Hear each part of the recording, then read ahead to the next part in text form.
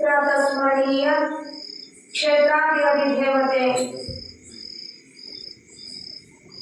ಶಾಪಾನುಗ್ರಹ ಸಮರ್ಥ ಧೀರ ಸನ್ಯಾಸಿ ಸದ್ಗುರು ಚಂದ್ರಶೇಖರ ಯತಿರಾಜನ ಶ್ರೀ ಚರಣ ಕಮಲಗಳಲ್ಲಿ ನನ್ನ ಅನಂತ ಕೋಟಿ ದೀರ್ಘದ ಪ್ರಣಾಮಗಳನ್ನು ಸಮರ್ಪಿಸುತ್ತಾ ಗ್ರಂಥಕರ್ತರು ಆಗಿರುವ ಓಂಕಾರೇಶ್ವರ ಶ್ರೀಗಳವರ ಶ್ರೀ ಚರಣ ಕಮಲಗಳಲ್ಲಿ ದೀರ್ಘದ ಪ್ರಣಾಮಗಳನ್ನು ಸಮರ್ಪಿಸುತ್ತಾ ಆರಾಧ್ಯ ದೈವರಾಗಿ ವಿರಾಜಿಸುತ್ತಿರುವ ಶ್ರೀ ಬಾಲಯೋಗಿ ಮಾಣಿಕ್ಯ ಚಂದ್ರ ಶಿವೇಂದ್ರ ಅಪ್ಪಾಜಿಯವರ ಶ್ರೀ ಚರಣ ಕಮಲಗಳಲ್ಲಿ ದೀರ್ಘದ ಪ್ರಣಾಮಗಳನ್ನು ಸಮರ್ಪಿಸುತ್ತಾ ಶ್ರೀ ಕ್ಷೇತ್ರ ಬಾವಿಹಾಳ ಅಂತ ಸದ್ಗುರುನಾಥನ ಸನ್ನಿಧಾನದೊಳಗ ಶ್ರಾವಣದ ನಿಮಿತ್ತ ಹಮ್ಮಿಕೊಂಡಿರುವ ಅವತಾರ ಸಿದ್ಧಯೋಗಿ ಚನ್ನಶಿವೇಂದ್ರ ಯತಿರಾಜನ ಜೀವನ ಚರಿತ್ರೆಯ ಕಥಾಭಾಗ. ಅಂತ ಶ್ರೇಷ್ಠ ಸದ್ಗುರುವಿನ ಜೀವನ ಚರಿತ್ರಾಮೃತವನ್ನ ಭಕ್ತಿಯಿಂದ ಗುರುವಿನ ಸನ್ನಿಧಾನದಲ್ಲಿ ಶ್ರವಣ ಮಾಡಿ ಗುರುವಿನ ಕೃಪೆಗೆ ಪಾತ್ರರಾಗಲು ಸದುದ್ದೇಶ ಹೊಂದಿರುವ ನನ್ನ ಎಲ್ಲ ಶರಣರಿಗೂ ತಾಯಿ ಬಿಡುವ ನನ್ನ ಅನಂತ ಶರಣಾರ್ಥಿಗಳು. ನಿನ್ನೆ ದಿನ 18ನೇ ಅಧ್ಯಾಯದೊಳಗ ಸಂಚಾರಿ ಮೂರ್ತಿಯಾಗಿರತಕ್ಕಂಥ ಶಾಪಾನುಗ್ರಹ ಸಮರ್ಥ ಯಾವ ಗ್ರಾಮದೊಳಗ ಯಾವ ರೀತಿಯಾಗಿ ಜಗತ್ತಿಗೆ ತಮ್ಮ ಲೀಲೆಯನ್ನು ಪ್ರಸರಿಸಿದ್ರು ಅನ್ನುವಂಥದ್ದನ್ನು ಸ್ವಲ್ಪ ಅವಲೋಕನ ಮಾಡಿ ಮುಂದೆ ಹೋಗೋಣ.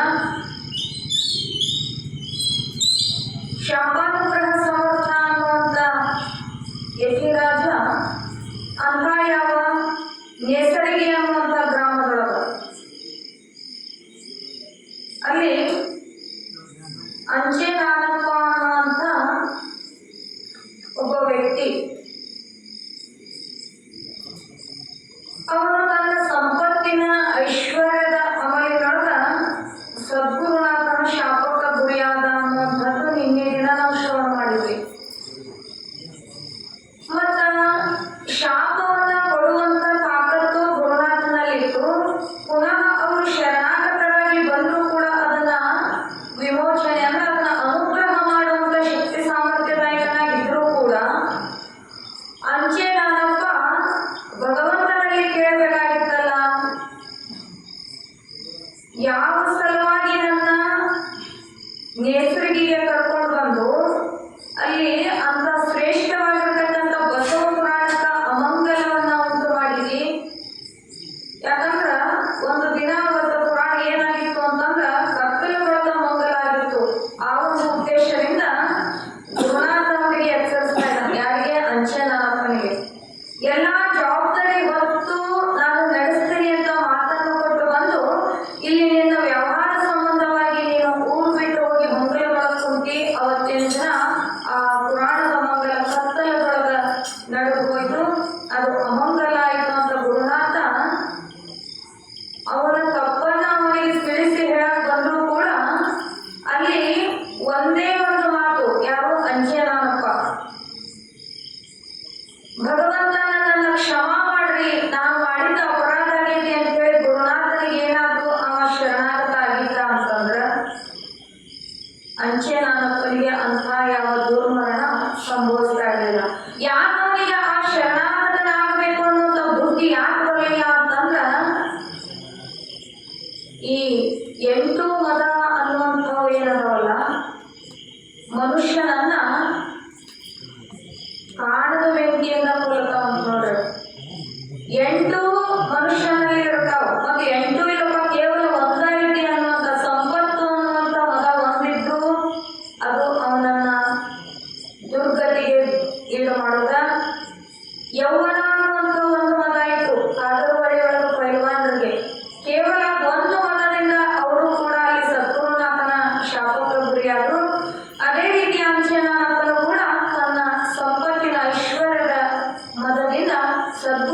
ರಾವಣನ ಶಾಪಕ್ಕೆ ಗುರಿಯಾಗಿ ಮಳೆ ಇಲ್ಲ, ಮಿಂಚು ಗುಡುಗು ಇಲ್ಲದೆ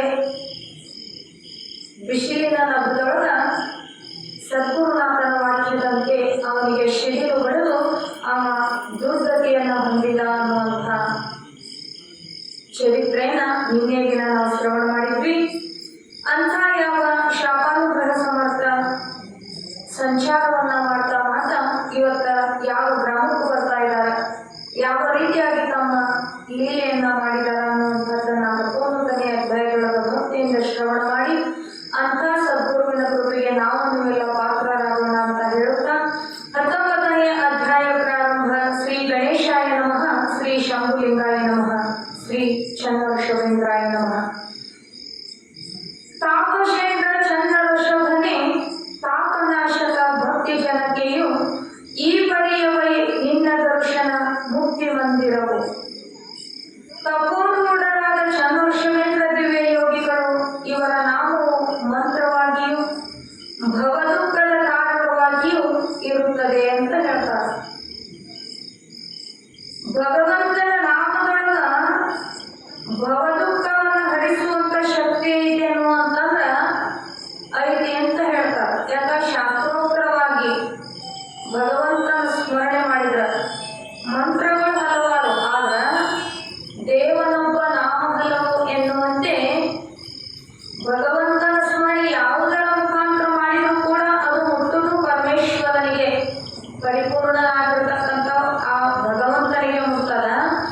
ಹೆಂಗಾದ್ರೂ ಮಾಡು ಒಟ್ಟ ಭಗವಂತನ ಚಿಂತನದೊಳಗಿರು ಅಂತ ಹೇಳ್ತಾರೆ. ಮರಣಾಕ್ರಯತೆ ಇತಿ ಮಂತ್ರ, ಮರಣದಿಂದಲೂ ಕೂಡ ರಕ್ಷಣೆ ಮಾಡುವಂತ ಸಾಮರ್ಥ್ಯ ಆ ಗುರುವಿನ ನಾಮದೊಳಗೈತಿ ಅಂತಂದಾಗ ನಾವು ಏನು ಮಾಡಬೇಕು ಅಂತಂದ್ರ ಅಂತ ಯಾವ ಸದ್ಗುರುನಾಥನ ಚಿಂತನ ಮಾಡಬೇಕು. ಏನು ಮಾಡೋದು ಬೇಡ, ಪ್ರತಿನಿತ್ಯ ಒಂದು ಸಾರಿ ದಿನಕ್ಕ ಒಂದು ಸಾರಿ ಆ ಭಗವಂತನ ಒಂದು ಅಷ್ಟೋತ್ತರ ನಾಮಾವಳಿಗಳನ್ನ ನಾವು ಭಕ್ತಿಯಿಂದ ನಾವು ಅವರನ್ನ ಸ್ಮರಣೆ ಮಾಡಿದ್ವಿ ಅಂತಂದ್ರ ನಮಗ ಬಂದಂತ ಸಕಲ ದೋಷ ಪರಿಹಾರ ಆಗ್ತದ ಅಂತ ಹೇಳ್ತಾರೆ.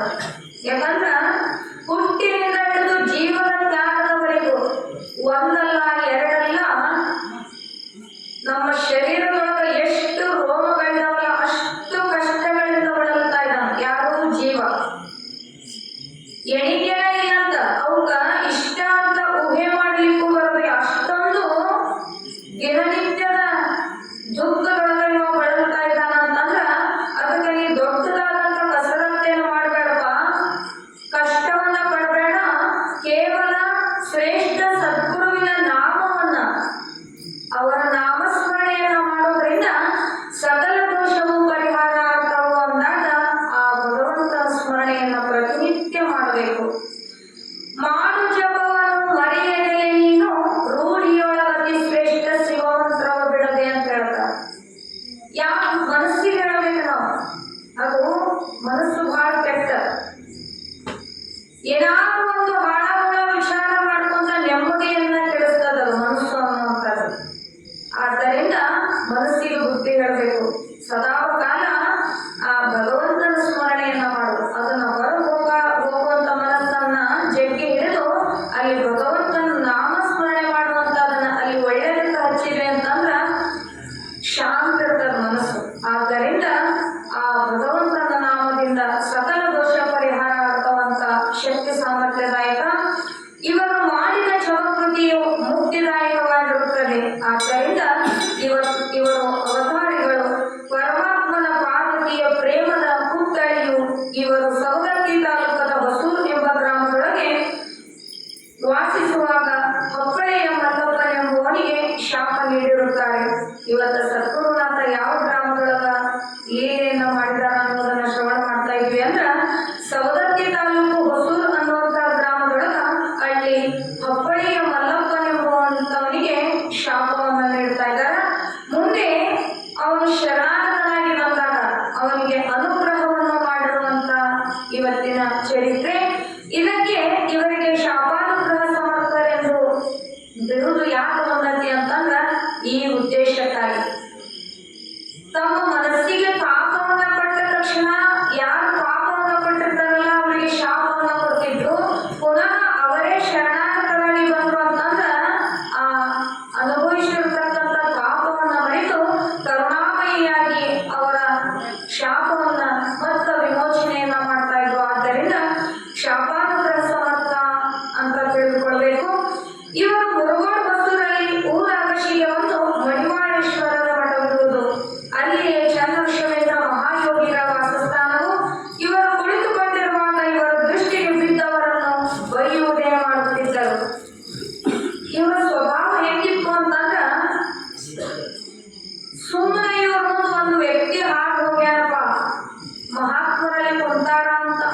ಭಯ ಜೀವ ಹಿಡ್ಕೊಂಡು ಹೋಗ್ಯಾನಂದ್ರು, ಅಷ್ಟು ಭಯದಿಂದ ಹೋಗ್ಯಾನಂದ್ರು ಅವನ ಕಂಡು ಬೈಯುವಂಥದ್ದು. ಯಾಕಂದ್ರ ಇವರ ಸ್ವಭಾವದ ಕುಂತಂತ ಸ್ಥಾನವನ್ನ ಬಿಟ್ಟು ಎದ್ರು ಅಂತಂದ್ರ 5-6 ವರ್ಷದ ಮಕ್ಕಳ ಹಾಗೆ ಇವರ ಸ್ಥಿತಿ ಇರ್ತಾ ಇತ್ತು. ಆದ್ದರಿಂದ ಜಗತ್ತಿನ ಜನದ ಜೊತೆ ನಾವು ಹಿಂಗ ನಡ್ಕೊಂಡ್ರ, ಹಿಂಗ ಅಶ್ಲೀಲ ಶಬ್ದಗಳಿಂದ ಮಾತಾಡಿದ್ರ, ಅವರನ್ನ ಬೈದ್ರ ಅವ್ರ ಮನಸ್ಸಿಗೆ ನೋವು ಆಗ್ತದ, ಮುಂದ ಅವ್ರು ನನಗ ಪಾಪವನ್ನ ಕೊಡ್ತಾರ ಅನ್ನುವಂತ ಮುಂದಾಲೋಚನೆಯನ್ನ ಸಹಿತ ಅವ್ರು ಮಾಡ್ತಿದ್ದಿಲ್ಲ. ಅಷ್ಟು ನಿರ್ಭಯದಿಂದ ಹೋಗೋರಿಗೆ ಬರೋರಿಗೆ ಅವರ ದೃಷ್ಟಿವಾಗಿ ಯಾರು ಹೇಳ್ತಾರಲ್ಲ ಅವರನ್ನ ಬೈಯುವುದೇ ಮಾಡ್ತಾ ಇದ್ರು. ಹೀಗೇಕೆ ಮಾಡುತ್ತಾರೆಂದು ಈ ಊರೊಳಗೆ ಇವರ ಸಲುವಾಗಿ ಅಸಂತೋಷವನ್ನೇ ಹೊಂದುತ್ತಿದ್ರು. ಅಲ್ಲಿ ಯಾವ ಬಸೂರು ಗ್ರಾಮದೊಳಗ ಭಗವಂತನ ಮಹಿಮೆಯನ್ನ ತಿಳಿದಂತವರಾಗಿದ್ರವರು, ಆದ್ರೂ ಕೂಡ ಎಲ್ಲೋ ಒಂದು ಕಡೆ ಅವ್ರ ಮನಸ್ಸಿಗೆ ಅಸಂತೋಷ ಅಂದ್ರ ಒಲವಿಲ್ಲದ ಸಂತೋಷ ಅಂದ್ರ ಬಹಳ ಸಂತೋಷದಿಂದಿರೋದು. ಅಸಂತೋಷ ಅಂತಂದ್ರ ಇತ್ತಾಗ ನುಂಗಾಕಬಾರದು, ಇತ್ತಾಗ ಉಗುಳಾಕಬಾರದು ಅಂದಾಗ ಹೊಸರಿಯವ್ರಿಗೆ ಏನಾರ ಅನ್ಬೇಕು ಅಂದ್ರ ಅನ್ನುವಂತ ಸಾಮರ್ಥ್ಯನೂ ಯಾರಲ್ಲಿ ಇರಲಿಲ್ಲ. ಮತ್ತೆ ಹಿಂಗ ಯಾಕೆ ಮಾಡ್ತೀರಿ ನಮಗಂತ ಕೇಳುವಂತ ಧೈರ್ಯವೂ ಯಾರಲ್ಲಿ ಇರಲಿಲ್ಲ. ಯಾಕೆ ಅವರಿಗೆ ಮತ್ತೊಂದ್ ಕಡೆ ಸಂತೋಷ ಆಗ್ತಿತ್ತಂದ್ರ ಇಂಥ ಯಾವ ಶಾಪಾನುಪುರ ಸಮರ್ಥದಪ್ಪ ಏನು ನುಡಿದಾರ ಅದ ಆಗ್ತದೆ ಅನ್ನುವಂತ ಅವರಲ್ಲಿ ಭಯ ಅನ್ನುವಂಥದ್ದಿತ್ತು ಆ ಭಕ್ತರಲ್ಲಿ. ಆದ್ದರಿಂದ ಇವರು ಮಾಡುವಂತ ಒಂದು ವರ್ತನೆ, ಅವರ ಬೈಗಳನ್ನ ಕೇಳಿ ಆ ಊರನವರು ಅಸಂತೋಷವನ್ನು ಹೊಂದುತ್ತಾ ಇದ್ರು. ಹೀಗೇಕೆಂದರೆ ಅವರ ಹೊರಟಾದ ಶಬ್ದಗಳು ಕಠೋರವಾದ ವಾಕ್ಯದಿಂದ ಕೇಳುವವರ ಮನಸ್ಸಿಗೆ ವ್ಯತ್ಯಾಸವಾಗಿ ಹೀಗಾಗುತ್ತಿತ್ತು. ಈಗ ಒಬ್ಬ ಮನುಷ್ಯ ಸುಮ್ಮನೆ ತನ್ನ ಪಾಡಿಗೆ ತಾವು ಹೊಂಟಾನಂತಂದ್ರ ಯಾರು ನಮ್ಮ ಎಲ್ಲಿ ಹೊಂಟಿ ಅಂದ್ರೆ ಅವ್ರ ಮನಸ್ಸಿಗೆ ಸಮಾಧಾನ, ಏನೋ ಕೇಳಾಕತ್ತಾರ ಅಂತ ಹೇಳ್ಬೋದು. ಏನಲ್ಲಿ ಎಲ್ಲಿಂದ ಬಂದಿ ಎಲ್ಲಿ ಹೊಂಟಿಲೆ ಅಂತಂದ್ರ ಅವನಿಗೆ ಸಿಟ್ಟು ಬರ್ತದೆ. ಯಾಕ ಆ ಶಬ್ದ ಹೊರಟಾಗಿ ಅವನ ಮನಸ್ಸಿಗೆ ನೋವು ಕೊಡ್ತದ. ಇದು ಬರೀ ಒಂದು ವಾಕ್ಯದಿಂದ ಅವನ ಮನಸ್ಸಿಗೆ ನೋವು ಆಗ್ತದೆ. ಸದ್ಗುರುನಾಥ ಅಶ್ಲೀಲ ಶಬ್ದಗಳಿಂದ ಬೈತಿದ್ರಂತವ್ರು. ಅವರ ಹೊರಟಾದ ಶಬ್ದಗಳು ಅಲ್ಲಿರತಕ್ಕಂಥ ಶಿಷ್ಯರ ಮನಸ್ಸಿಗೆ, ಆ ಹೊಸೂರು ಗ್ರಾಮದ ಭಕ್ತರಿಗೆ ಅವು ಖೇದವನ್ನ ಮಾಡ್ತಾ ಇದ್ರು. ಇವ್ರು ಯಾಕೆ ಇಷ್ಟು ಅಶ್ಲೀಲ ಶಬ್ದಗಳನ್ನ ನಮಗ ಬೈತಾರ, ಕಠೋರ ವಾಕ್ಯದಿಂದ ಯಾಕೆ ಇವರು ನಮಗೆ ಹಿಂಗ್ ಮಾತಾಡ್ತಾರ ಅಂತ ಹೇಳಿ ಅವರು ಕಿಂಚಿತ್ ಜರಿತಾ ಇದ್ರು. ಈ ಚರಿತ್ರೆ ನಾಯಕರು ಶ್ರೀ ಮಡಿವಾಳೇಶ್ವರ ಮಠದಲ್ಲಿ ನೆಲೆಸಿದಾಗ ಊರೊಳಗಿನ ಗೋಗಾಟ್ ಭೀಮಪ್ಪನು ಮತ್ತು ಊರ ಮಠದ ಸ್ವಾಮಿಗಳಾದ ಈರಯ್ಯನೆಂಬುವನು ಇವರಿಬ್ಬರು ಮಿತ್ರರಾಗಿದ್ದರು. ಇವರು ಮಡಿವಾಳೇಶ್ವರ ಗುಡಿಯಲ್ಲಿಯೇ ದಿನಾಲು ದರ್ಶನಕ್ಕೆ ಬರ್ತಾ ಇದ್ರು. ಆ ಊರೊಳಗ ಇಬ್ಬರು ಭಕ್ತರು ಪ್ರತಿನಿತ್ಯ ಆ ಮಡಿವಾಳೇಶ್ವರ ಗುಡಿಗೆ ಬಂದಾಗ ದರ್ಶನವನ್ನು ತಗೊಳ್ಳುವಂತ ಸಮಯಗಳನ್ನ ಸದ್ಗುರುನಾಥ ಅಲ್ಲೇ ಇರ್ತಿದ್ರು. ಪ್ರತಿನಿತ್ಯ ಆ ಗುರುನಾಥನ ದರ್ಶನವನ್ನು ಮಾಡ್ಕೊತಾ ಇದ್ರು. ಹೀಗಾಗಿ ಅವರಿಬ್ಬರ ಜೊತೆ ಗುರುನಾಥ ಬಹಳ ಚಂದದಿಂದ ಅವರ ಜೊತೆ ಮಾತಾಡ್ತಾ ಕುಂದಿರ್ತಾ ಇದ್ರು. 3 ಜನ ಅಲ್ಲಿ ಶಾಸ್ತ್ರೋಕ್ತವಾಗಿ ಚರಿತ್ರೆ ನಾಯಕರ ಭೇಟಿ ಆದ ತಕ್ಷಣ ದಿನಾಲು ಅವರು ಸದ್ಗುರುನಾಥನ ಜೊತೆ ಮಾತುಗಳನ್ನಾಡುತ್ತಾ ಶಾಸ್ತ್ರೋಕ್ತವಾಗಿ ಕುಳಿತುಕೊಳ್ತಾ ಇದ್ರು. ಇಂತಹ ಸಮಯದಲ್ಲಿ ಆ ಊರ ಹೆಣ್ಣು ಮಕ್ಕಳು ಗಂಡು ಮಕ್ಕಳು ಕೂಡ ಅಲ್ಲಿ ಮಡಿವಾಳೇಶ್ವರರ ಒಂದು ಗುಡಿ ಏನಿತ್ತಲ್ಲ ಆ ಗುಡಿ ಮುಂದ ಎಲ್ಲರೂ ಹಳ್ಳದಿಂದ ನೀರು ಹೊತ್ಕೊಂಡು ಹೋಗಿ ತಮ್ಮ ಮನೆಗೆ ಹಾಕುವಂತ ಒಂದು ದಾರಿ ಅದು. ಯಾವುದು ಆ ಹೊಸೂರು ಗ್ರಾಮದೊಳಗ ಮಡಿವಾಳೇಶ್ವರ ಗುಡಿ ಮುಂದ ತಮ್ಮ ಮನೆಗೆ ನೀರನ್ನು ಹೊತ್ಕೊಂಡು ಅದರ ದಾರಿ ಮುಖಾಂತರ ಹೋಗ್ತಾ ಇದ್ರು ಜನ ಗುಂಪು ಗುಂಪಾಗಿ. ಇಂತಹ ಸಮಯದಲ್ಲಿ ಆ ಊರ ಹೆಣ್ಣು ಮಕ್ಕಳು ನೀರನ್ನು ಹೊತ್ತುಕೊಂಡು ಹಳ್ಳದಿಂದ ಮನೆಗೆ ನೀರು ಒಯ್ತಾ ಇದ್ರು. ನೀರು ತೆಗೆದುಕೊಂಡು ಹೋಗುವವರನ್ನು ಚರಿತ್ರೆ ನಾಯಕರು ಅವರಿಗೆ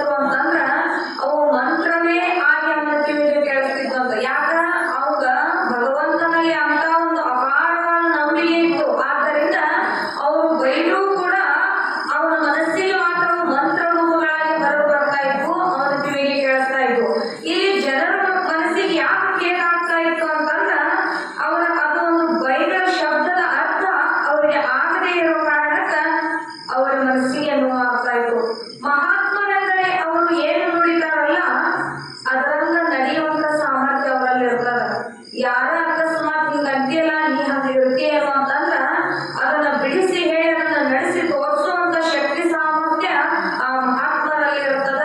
ಅಂತ ಶಕ್ತಿಯನ್ನ ಒಳಗೊಂಡಿರ್ತಕ್ಕಂಥ ಯಾವ ಚನ್ನಬಸವೇಂದ್ರ ಯತಿರಾಜ ಜೀವನದೊಳಗ ಏನಂತ ತಾವು ನಡೀತಾರಲ್ಲ ಅದನ್ನೇ ನುಡಿತಾ ಇದ್ರು, ಏನು ನುಡಿತಾರಲ್ಲ ಅದನ್ನೇ ಮಾಡಿಸಿ ತೋರಿಸುವಂತಹ ಯಾವ ಗಾಂಭೀರ್ಯ ಶಕ್ತಿದಾಯಕರಾಗಿದ್ದರು.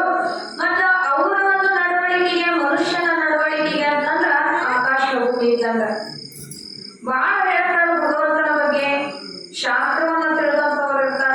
ಮತ್ತ ಎಲ್ಲರೂ ಶಾಸ್ತ್ರ ಹೇಳೋರು ಶಾಸ್ತ್ರ ಪ್ರಕಾರ ನಡೀತಾರೇನ್ರಿ ಅಂತಂದ್ರ ಅದು ಯಾರಿಂದಲೂ ಸಾಧ್ಯ ಇಲ್ಲ. ಅಂತ ಯಾವ ಯೋಗವನ್ನ ಸಾಧಿಸಿ ಶ್ರೋತ್ರಿಯತ್ವ ಬ್ರಹ್ಮನಿಷ್ಠತ್ವದಿಂದ ಒಡಗೂಡಿದಂತ ಭಗವಂತನಿಗೆ ಮಾತ್ರ ಅದು ಸಾಧ್ಯ ವಿನಃ ಲೋಕದಲ್ಲಿರತಕ್ಕಂಥ ಎಲ್ಲಾ ಜನರು ಶಾಸ್ತ್ರ ಹೇಳ್ತಾರ, ಪುರಾಣ ಪಾಂಡಿತ್ಯವನ್ನ ತಾವು ಮುಂದೆ ತೋರಿಸ್ತಾರಂದ್ರೂ ಕೂಡ ಅದರೊಳಗ ಒಂದು ವಾಕ್ಯವನ್ನ ಅವರು ನಡೆದುಕೊಂಡ್ರ ಅವರು ಮುಕ್ತರಾಗ್ತಾರ ಅಂತ ಹೇಳ್ಬೋದು. ಯಾರು ನಡೆಯೋದಿಲ್ಲ. ನಮ್ಮಗಳ ವಿಚಾರ ಮಾಡಿದ ನುಡಿಯೊಳಗೆ ಅಷ್ಟೇ ಆಗಿವೆ ನಾವು. ಜಗತ್ತಿನ ಜನರೆಲ್ಲ ಕೇವಲ ನುಡಿ ಮುಖಾಂತರ ಮಾತ್ರ ಅದೀವಿ, ನಡತೆಯೊಳಗಿಲ್ಲ. ಒಂದು ವಿಷಯವಾಗಿ ಮಾತಾಡ್ಕೋದು, ಮಹಾತ್ಮರ ಬಗ್ಗೆ ಮಾತಾಡಿದೆ ಅಂತಂದ್ರ ಏನು ರಾತ್ರೆಲ್ಲ ಮಾತಾಡಿ ಮುಟ್ಟು ಬೆಳಗಂದ್ರು ಇನ್ನೂ ಮಾತು ಉಳಿತಾವ, ಕರೆ ಮಾತಾಡೋದು ಮುಗಿದಿಲ್ಲ. ಅದರಲ್ಲೂ ಒಂದು ವಾಕ್ಯವನ್ನ ನಾವು ಪಾಲಿಸ್ತೇವೇನೋ ಜೀವನದೊಳಗ ಪಾಲಿಸಕ್ಕಾಗೋದಿಲ್ಲ. ಆದ್ದರಿಂದ ಬಲ್ಲವರು ಹೇಳಿದ ಒಂದು ವಾಕ್ಯವನ್ನ ನಾವು ಜೀವನದಾಗ ಅಳವಡಿಸಿಕೊಂಡ್ವಿ ಅಂತಂದ್ರ ನಮ್ಮ ಜೀವನ ಸಾರ್ಥಕ ಆಗ್ತದ. ಯಾಕಂದ್ರ ಮಹಾತ್ಮರಲ್ಲಿ ಅಂತ ಒಂದು ಶಕ್ತಿ ಸಾಮರ್ಥ್ಯ ಇರ್ತದ. ಅವ್ರು ಎಷ್ಟೆಂತ ಒಂದು ಪರಿಸ್ಥಿತಿ ಒಳಗಿದ್ರು ಕೂಡ ತಮ್ಮ ದಿನನಿತ್ಯದ ಅವರ ಸ್ಥಿತಿ ಹೆಂಗಿರ್ತದಲ್ಲ ಅದೇ ರೀತಿ ಜಗತ್ತಿನೊಳಗ ಬಾಳಿ ತೋರಿಸಿದಂತವರಾಗಿದ್ದರಿಂದ ಸೂರ್ಯ ಚಂದ್ರಾದಿಗಳ ಇರುವವರೆಗೂ ಅವರ ಒಂದು ಇರುವಿಕೆ, ಅವರ ಸ್ಥಿತಿ ಅಜರಾಮರವಾಗಿ ಉಳಿದಂತದ್ದು. ಹಿಂದೆ ಪ್ರಾಮಾಣಿಕತೆ ಅನ್ನುವಂಥದ್ದು ಆ ಮಹಾತ್ಮರಲ್ಲಿ ಎಷ್ಟು ರೀತಿಯಿಂದ ದೊಡ್ಡದಾಗಿರುತ್ತದಂತಂದ್ರ ಚಂದ್ರಗುಪ್ತ ಮೌರ್ಯ ಅಂತ ಹೆಸರು ಕೇಳಿರ್ಬೇಕು. ಅಂತ ಯಾವ ಮಹಾನ್ ದೊಡ್ಡ ಪಂಡಿತ, ದೊಡ್ಡ ರಾಜ ಚಂದ್ರಗುಪ್ತ ಮೌರ್ಯ ಅಂತಂದ್ರ ಅವನ ಮಂತ್ರಿಯಾಗಿರ್ತಕ್ಕಂಥ ಚಾಣಕ್ಯ ಅನ್ನುವಂತಹ ಮಹಾನ್ ಪಂಡಿತ, ಬುದ್ಧಿವಂತ. ಅವನಲ್ಲಿ ಬಹಳ ಪಾಂಡಿತ್ಯ ಆಯಿತು. ಅನೇಕ ಶಾಸ್ತ್ರಗಳ ಅಭ್ಯಾಸ ಮಾಡಿರ್ತಕ್ಕಂಥ ಯಾವ ಚಾಣಕ್ಯ ಮಹಾಬುದ್ಧಿವಂತ ಇದ್ದ. ಅಷ್ಟೇ ಅಲ್ಲ, ಪ್ರಾಮಾಣಿಕತೆ ಅನ್ನುವಂಥದ್ದು ಅವನಲ್ಲಿ ಒಳಗೂಡಿಕೊಂಡಿತ್ತು. ಏನು ಅವ ಜೀವನದೊಳಗೆ ಎಷ್ಟು ಸಾದಾಶೀಲ ವ್ಯಕ್ತಿ ಇದ್ದ ಚಾಣಕ್ಯ ಅಂತಂದ್ರ ಒಂದು ಬಡತನದ ಗುಡಿಸಲೊಳಗಿದ್ದವ.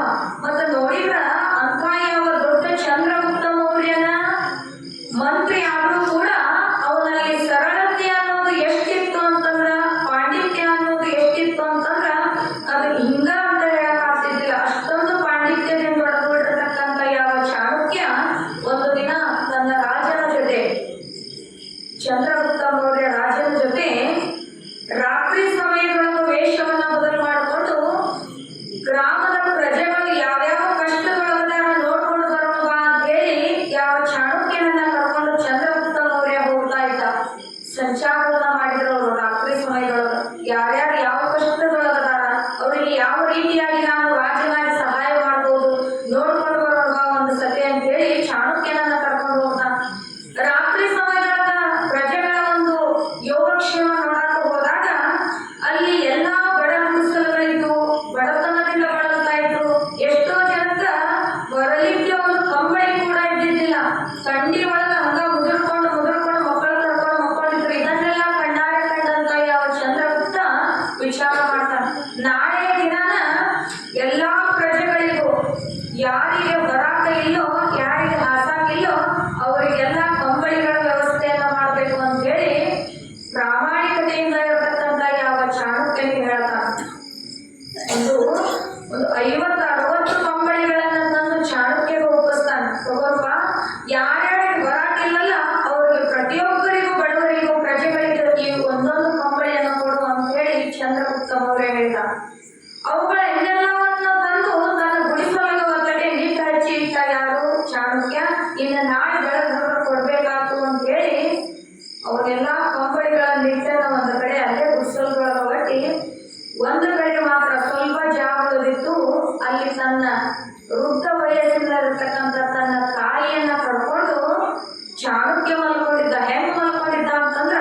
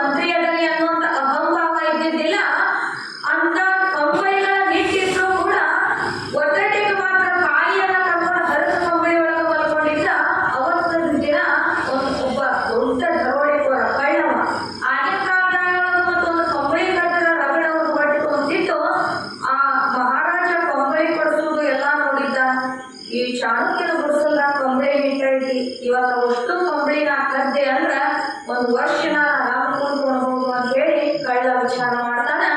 ರಾತ್ರಿ ಸಮಯದೊಳಗೆ ಅವ್ರ ಮನೆಗೆ ಹೋಗ್ತಾನ. ಹೋಗಿ ಕಂಬಳಿಯನ್ನ ನೋಡಿ ಸಂತೋಷ ಪಡಿತಾನ. ಇದ್ರಾಗ ಎಷ್ಟು ಹೊತ್ಕೊಂಡು ಹೋಗ್ಬಹುದು ನಾನು ಅಂತ ವಿಚಾರ ಮಾಡ್ತಾ ಇದ್ದ. ಅಲ್ಲೇ ಸ್ವಲ್ಪ ಬದಿಗೆ ಚಾಣಕ್ಯ ಮತ್ತು ಅವನ ತಾಯಿ ಹರಿದ ಕಂಬಳಿ ಉಟ್ಕೊಂಡು ಹಾಕೊಂಡು ಮಕ್ಕೊಂಡಿದ್ದನ್ನ ನೋಡಿ ಆಶ್ಚರ್ಯ ಆಯ್ತು ನನಗೆ. ಯಾರಿಗೆ? ಕಳ್ಳನಿಗೆ. ಇಷ್ಟೊಂದು ಪಂಡಿತನಾದ್ರೂ ಕೂಡ ಚಾಣಕ್ಯ ಬುದ್ಧಿಲಿ ಹೋಗ ಇಷ್ಟ ರಾಶಿ ಕಂಬಳಿ ಅದಾವ ಅವನು ಬಿಟ್ಟು ಹರಿದ ಕಂಬಳಿ ಉಟ್ಕೊಂಡು ಮುದುಡಿಯಾಗಿ ತನ್ನ ತಾಯಿ ಜೊತೆ ಮಲ್ಕೊಂಡಾನ ಅಂದ್ರ ಇದ್ರಾಗ ಏನು ಮರಬು ಇದ್ದಿದ್ದಿತ್ತು ಇದನ್ನು ವಿಚಾರ ಮಾಡ್ಬೇಕು. ಒಂದು ಕಂಬಳಿ ತಗೊಂಡು ಬರೋ ಬುದ್ಧಿ ಅವ್ನು ಬಂದಿಲ್ಲ ಅಂದ್ರೆ ಕಾರಣ ಏನು ಇದನ್ನ ನಾ ಕೇಳಿ ತಿಳ್ಕೊಳ್ಳೇಬೇಕು ಅಂತ ಹೇಳಿ ಆ ಕಳ್ಳನ ಮನಸ್ಸಿನಾಗ ಬಂದಂತ ವಿಚಾರ. ಅವಾಗ ಮಾರನೇ ದಿನ ಆ ಚಾಣಕ್ಯನನ್ನ ಪ್ರಶ್ನೆ ಮಾಡ್ತಾನ ಕಳ್ಳ. ನಿನ್ನೆ ದಿನ ನಾನು ನಿಮ್ಮ ಮನೆಗೆ ಕಳ್ಳತನ ಮಾಡಕ್ ಬಂದಿದ್ದೆ. ರಾಶಿ ಕಂಬಳಿ ನಿಮ್ಮ ಮನೆಯಾಗಿದ್ರು ಕೂಡ ನೀನು ನಿನ್ನ ತಾಯಿಯನ್ನ ಕರ್ಕೊಂಡು ಹರದ ಕಂಬಳಿ ಒಳಗ ಮುದುಡಿ ಮಾಡ್ಕೊಂಡಿದ್ದಿ. ಕಾರಣ ಏನು ಅಂತ ಕೇಳಿದಾಗ ಚಾಣಕ್ಯ ಹೇಳ್ತಾನ, ನಾನು ಎಲ್ಲರಿಗೂ ಜ್ಞಾನವನ್ನ ಬೋಧ ಮಾಡ್ತೇನೆ. ಯಾವುದು ಒಳ್ಳೆಯದು ಯಾವುದು ಸರಿ ಅಂತ ಹೇಳಿ ನನ್ನಲ್ಲಿ ಇರತಕ್ಕಂಥ ಪಾಂಡಿತ್ಯವನ್ನ ಪ್ರಜೆಗಳಿಗಾಗಲಿ ಕೇಳುವಂತವರಿಗಾಗಲಿ ಶಾಸ್ತ್ರೋಕ್ತವಾಗಿ ಹೇಳ್ತೇನೆ. ಆದ್ರೆ ಇನ್ನೊಬ್ಬರ ವಸ್ತು ಅದು ನಮ್ಮ ಕಣ್ಣಿಗೆ ಕಂಡಂತೆ ಅಂದ್ರೆ ಅದನ್ನ ತಗೋಬಾರ್ದು. ಪರರ ಬಂಗಾರವನ್ನು ಕಲ್ಲು ಹೆಂಟೆಯಂತೆ ಅದನ್ನ ನಾವು ಬಾಯಿಯಿಂದ ಹೇಳ್ತೀವಿ ಕರೆ ಅದನ್ನ ಮತ್ತೆ ನನ್ನ ಜೀವನದಾಗ ನಡೆಸ್ಕೊಳ್ಳಿಲ್ಲ ಅಂತ, ನನ್ನ ನಡತೆ ಒಳಗ ಆ ಪ್ರಕಾರ ನಡೀಲಿಲ್ಲ ಅಂತಂದ್ರ ನಿನಗೂ ನನಗೂ ವ್ಯತ್ಯಾಸ ಇರೋದಿಲ್ಲ. ಅಕಸ್ಮಾತ್ ಅದ್ರೊಳಗೆ ಒಂದು ಕಂಬಳಿ ತಗೊಂಡು ನಾನು ಹೊತ್ಕೊಂಡಿದ್ದೆ ಅಂತಂದ್ರ ನಿನಗಿಂತ ದೊಡ್ಡ ಕಳ್ಳನ ಆಗ್ತಿದ್ದೆ. ಆದ್ದರಿಂದ ನಾ ಏನು ನುಡಿತೇನಲ್ಲ ಅದನ್ನ ನಡಿತೇನೆ, ನಾ ಏನು ನಡಿತೇನಲ್ಲ ಅದನ್ನ ನುಡಿತೇನೆ ಅನ್ನಂತ ಚಾಣಕ್ಯ. ಅವಾಗ ಕಳ್ಳ ವಿಚಾರ ಮಾಡ್ತಾನ.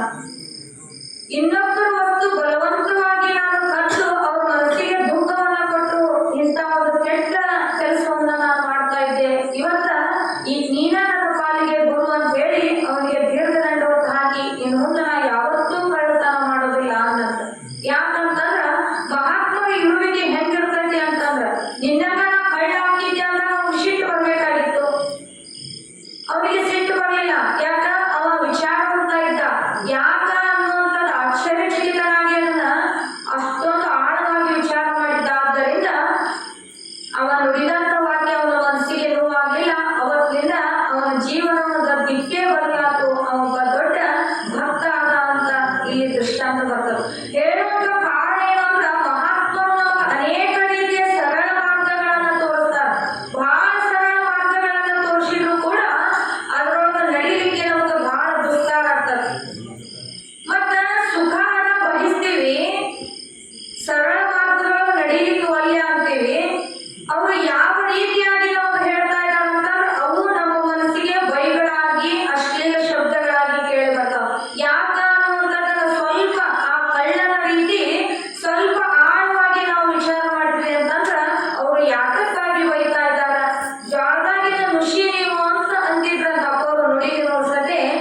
ಯಾಕೆ ಜ್ವಾಳದಾಗಿನ ನುಷಿ ಅಂತ ಆ ನುಷಿಗೆ ಯಾಕೆ ನಮ್ಗೆ ಹೋಲಿಸ್ತಾರ ಅಂತ ಶಿಟ್ಟಿಗೆ ಬಂದ್ರೆ ನಮ್ಮಂತ ಅಜ್ಞಾನಿಗಳ ಯಾರು ಇಲ್ಲ. ಯಾಕೆ ಅವ್ರು ನುಷಿ ಅಂತಿದ್ರು? ಜ್ವಾಳ ಕೆಡಿಸೋ ನುಷಿ ಆಗ್ಬೇಡ್ರಿ, ಶೆಗಣ್ಯಾಗಿನ ಹುಳ ಆಗಬೇಡ್ರಿ ಅಂತ ಯಾಕೆ ಅಂತಿದ್ರು ಅಂದ್ರೆ ಅಲ್ಲಿ ಸ್ವಲ್ಪ ಒಂದು ಆಳವಾಗಿ ನಾವು ವಿಚಾರ ಮಾಡಿದ್ರೆ ಅದರ ಗುಣ ಅರ್ಥ ತಿಳಿತೈತಿ. ಆದ್ದರಿಂದ ಇಲ್ಲಿ ಹೋಗೋರಿಗೆ ಬರೋರಿಗೆ ಎಲ್ಲ ಅಶ್ಲೀಲ ಶಬ್ದಗಳಿಂದ ಬರೀತಾ ಇದ್ರು. ಅದರ ಜ್ಞಾನ ಅದರ ಗುಣಾರ್ಥ ಇಲ್ಲದಂತ ಜನರಿಗೆ ಅದು ಮನಸ್ಸಿಗೆ ಖೇದವಾಗುತ್ತಿತ್ತು. ಇದು ತಿಳಿದುಕೊಂಡು ಆ ಊರವರು ಕೂಡ ನೀವು ಹೀಗೆ ಆಡಬೇಡಿರಿ ಎಂದು ಹೇಳುವ ಧೈರ್ಯ ಯಾರಿಗೂ ಇದ್ದಿದ್ದಿಲ್ಲ, ಒಬ್ಬರಿಗೂ ಇಲ್ಲದಾಗಿತ್ತು. ಅಕಸ್ಮಾತ್ವಾಗಿ ಹೀಗೆ ಮಾತನಾಡ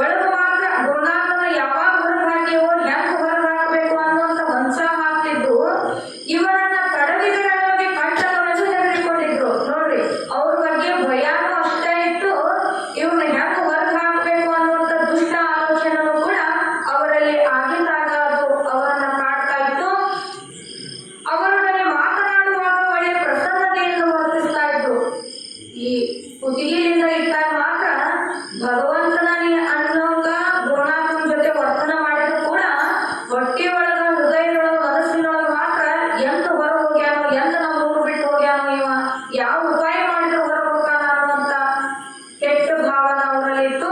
ಇದನ್ನು ಸರ್ವಜ್ಞನಾದ ಚನ್ನಲಕ್ಷ್ಮೇಂದ್ರ ಹಠಯೋಗಿಗಳು ಇವರ ಇಂಗಿತವನ್ನು ಅರಿತುಕೊಂಡಿದ್ದರು. ಅವರು ಬರೆಯ ಮುಂದೆ ಎರಡು ಕಣ್ಣಿನಿಂದ ಒಂದೇ ಮನಸ್ಸಿನಿಂದ ನೋಡ್ತಾ ಇರುವಾಗ ಭಗವಂತ ತ್ರಿಕಾಲಜ್ಞಾನಿಯಾಗಿರ್ತಕ್ಕಂಥ ಸದ್ಗುರುನಾಥ ಇವರ ಮನಸ್ಸಿನ ಇಂಗಿತವನ್ನ ಮೊದಲೇ ಅರಿತುಕೊಂಡಿದ್ದರು. ಸಾಗಲಾರದಕ್ಕಾಗಿ ಸಂಬಂಧಿಗಳೊಡನೆ ಸಂತೆ ಮಾಡೋಣ ಎನ್ನುವ ಹಾಗಿತ್ತು ಇವರ ಒಂದು ವಿಚಾರ. ಹೀಗೆ ಕೆಲವು ದಿವಸ ಗತಿಸಿದವು. ಮುಂದೆ ಸುಗ್ಗಿಯ ಸಮಯ ಬಂದೊದಗಿತ್ತು. ರೈತರು ತಮ್ಮ ತಮ್ಮ ಹೊಲದಿಂದ ಎತ್ತಿನ ಗಾಡಿಯೊಳಗೆ ಮೇಲಿಂದ ಧಾನ್ಯಗಳನ್ನು ತಮ್ಮ ಮನೆಗೆ ತರ್ತಾ ಇದ್ರು. ಈಗಿನ ಕಾಲದಂಗ ಟ್ರ್ಯಾಕ್ಟರ್ ವ್ಯವಸ್ಥೆ ಆಗಲಿ, ಗಾಡಿಗಳ ವ್ಯವಸ್ಥೆ ಆಗಲಿ ಆಗಿನ ಕಾಲದೊಳಗೆ ಇದ್ದಿದ್ದಿಲ್ಲ.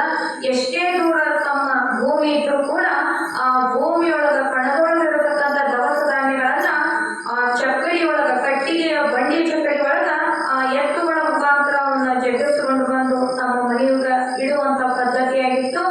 ಹಗಲಿರುಳು ದುಡಿದು ಕಣದಿಂದ ಕಾಡು ಮನೆಗೆ ಹೊತ್ತು ಹೊತ್ತು ತರುತ್ತಾ ಇದ್ರು.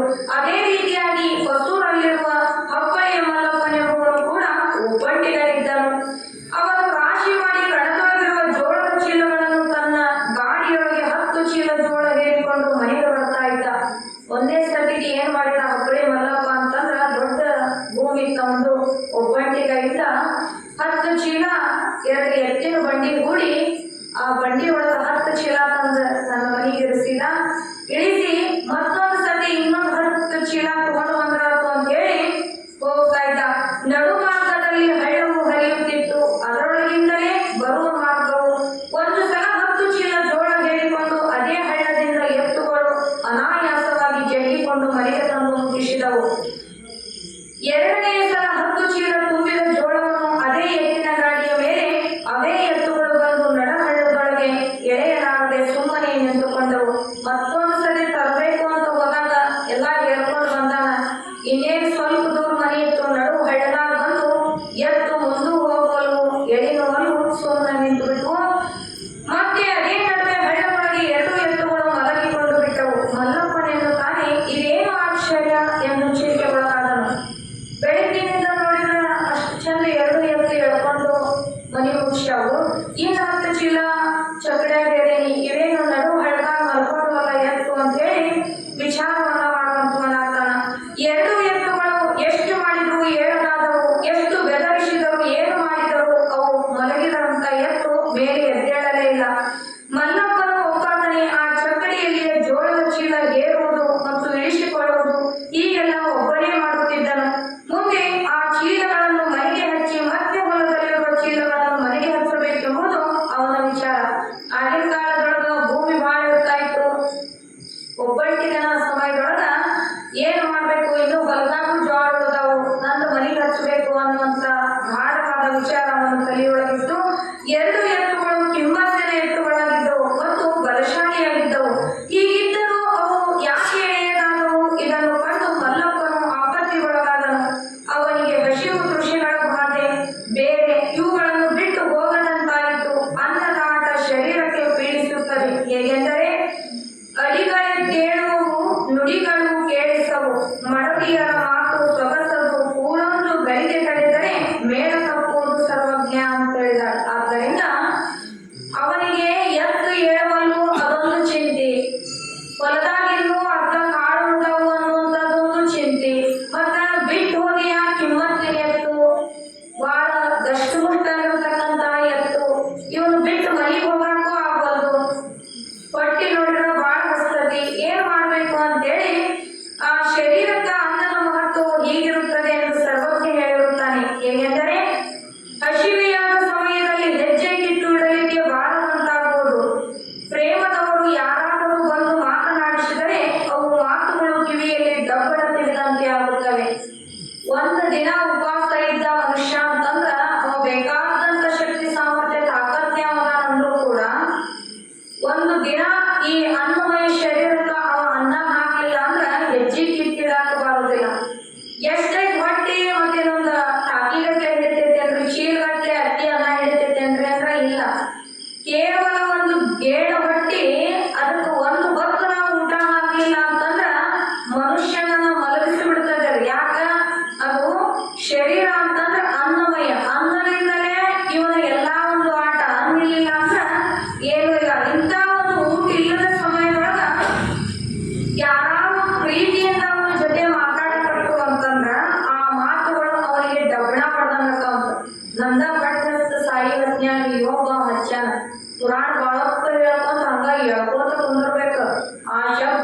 ಇಲ್ಲೇ ಮೈಕಿ ಬಡ್ಬಡ್ದು ನಂಗ ಮಾಡ್ತಿರ್ತಾವ. ಯಾಕ ಹೊಟ್ಟಿ ಭಾಳ ಹಸ್ತಿರ್ಬೇಕು, ಭಾಳ ಚಂದಾಗಿ ಶಾಸ್ತ್ರ ಪುರಾಣ ಅರ್ಜೆಂಟ ನಾನು ಪವಾಡ ಹೇಳಾಕತ್ತಾನೆ ಅಂದ್ರು ಅಂತ ಹೊಟ್ಟಿ ಹಸ್ತ ಸಮಯದೊಳಗ ಅವು ಯಾವ ಶಬ್ದಗಳು ಕಿವಿಗೆ ಮುಟ್ಟೋದಿಲ್ಲ. ಯಾಕ ಇದು ಶರೀರ, ಇದು ಸ್ಥೂಲ ಶರೀರ ಏನೈತಲ್ಲ ಇದು ಎದ್ರ ಮೇಲೆ ನಿಂತೈತಪ್ಪ ಅಂತಂದ್ರ ಒಳಗದಕ್ಕ ಔಷಧ ಅವಾಗ ಅನ್ನ ಅನ್ನೋಂಥ ಔಷಧ ನಾವು ಹಾಕೋತ ಇದ್ವಿ ಅಂದ್ರೆ ಅದು ಚಂದ ಇರ್ತೈತಿ.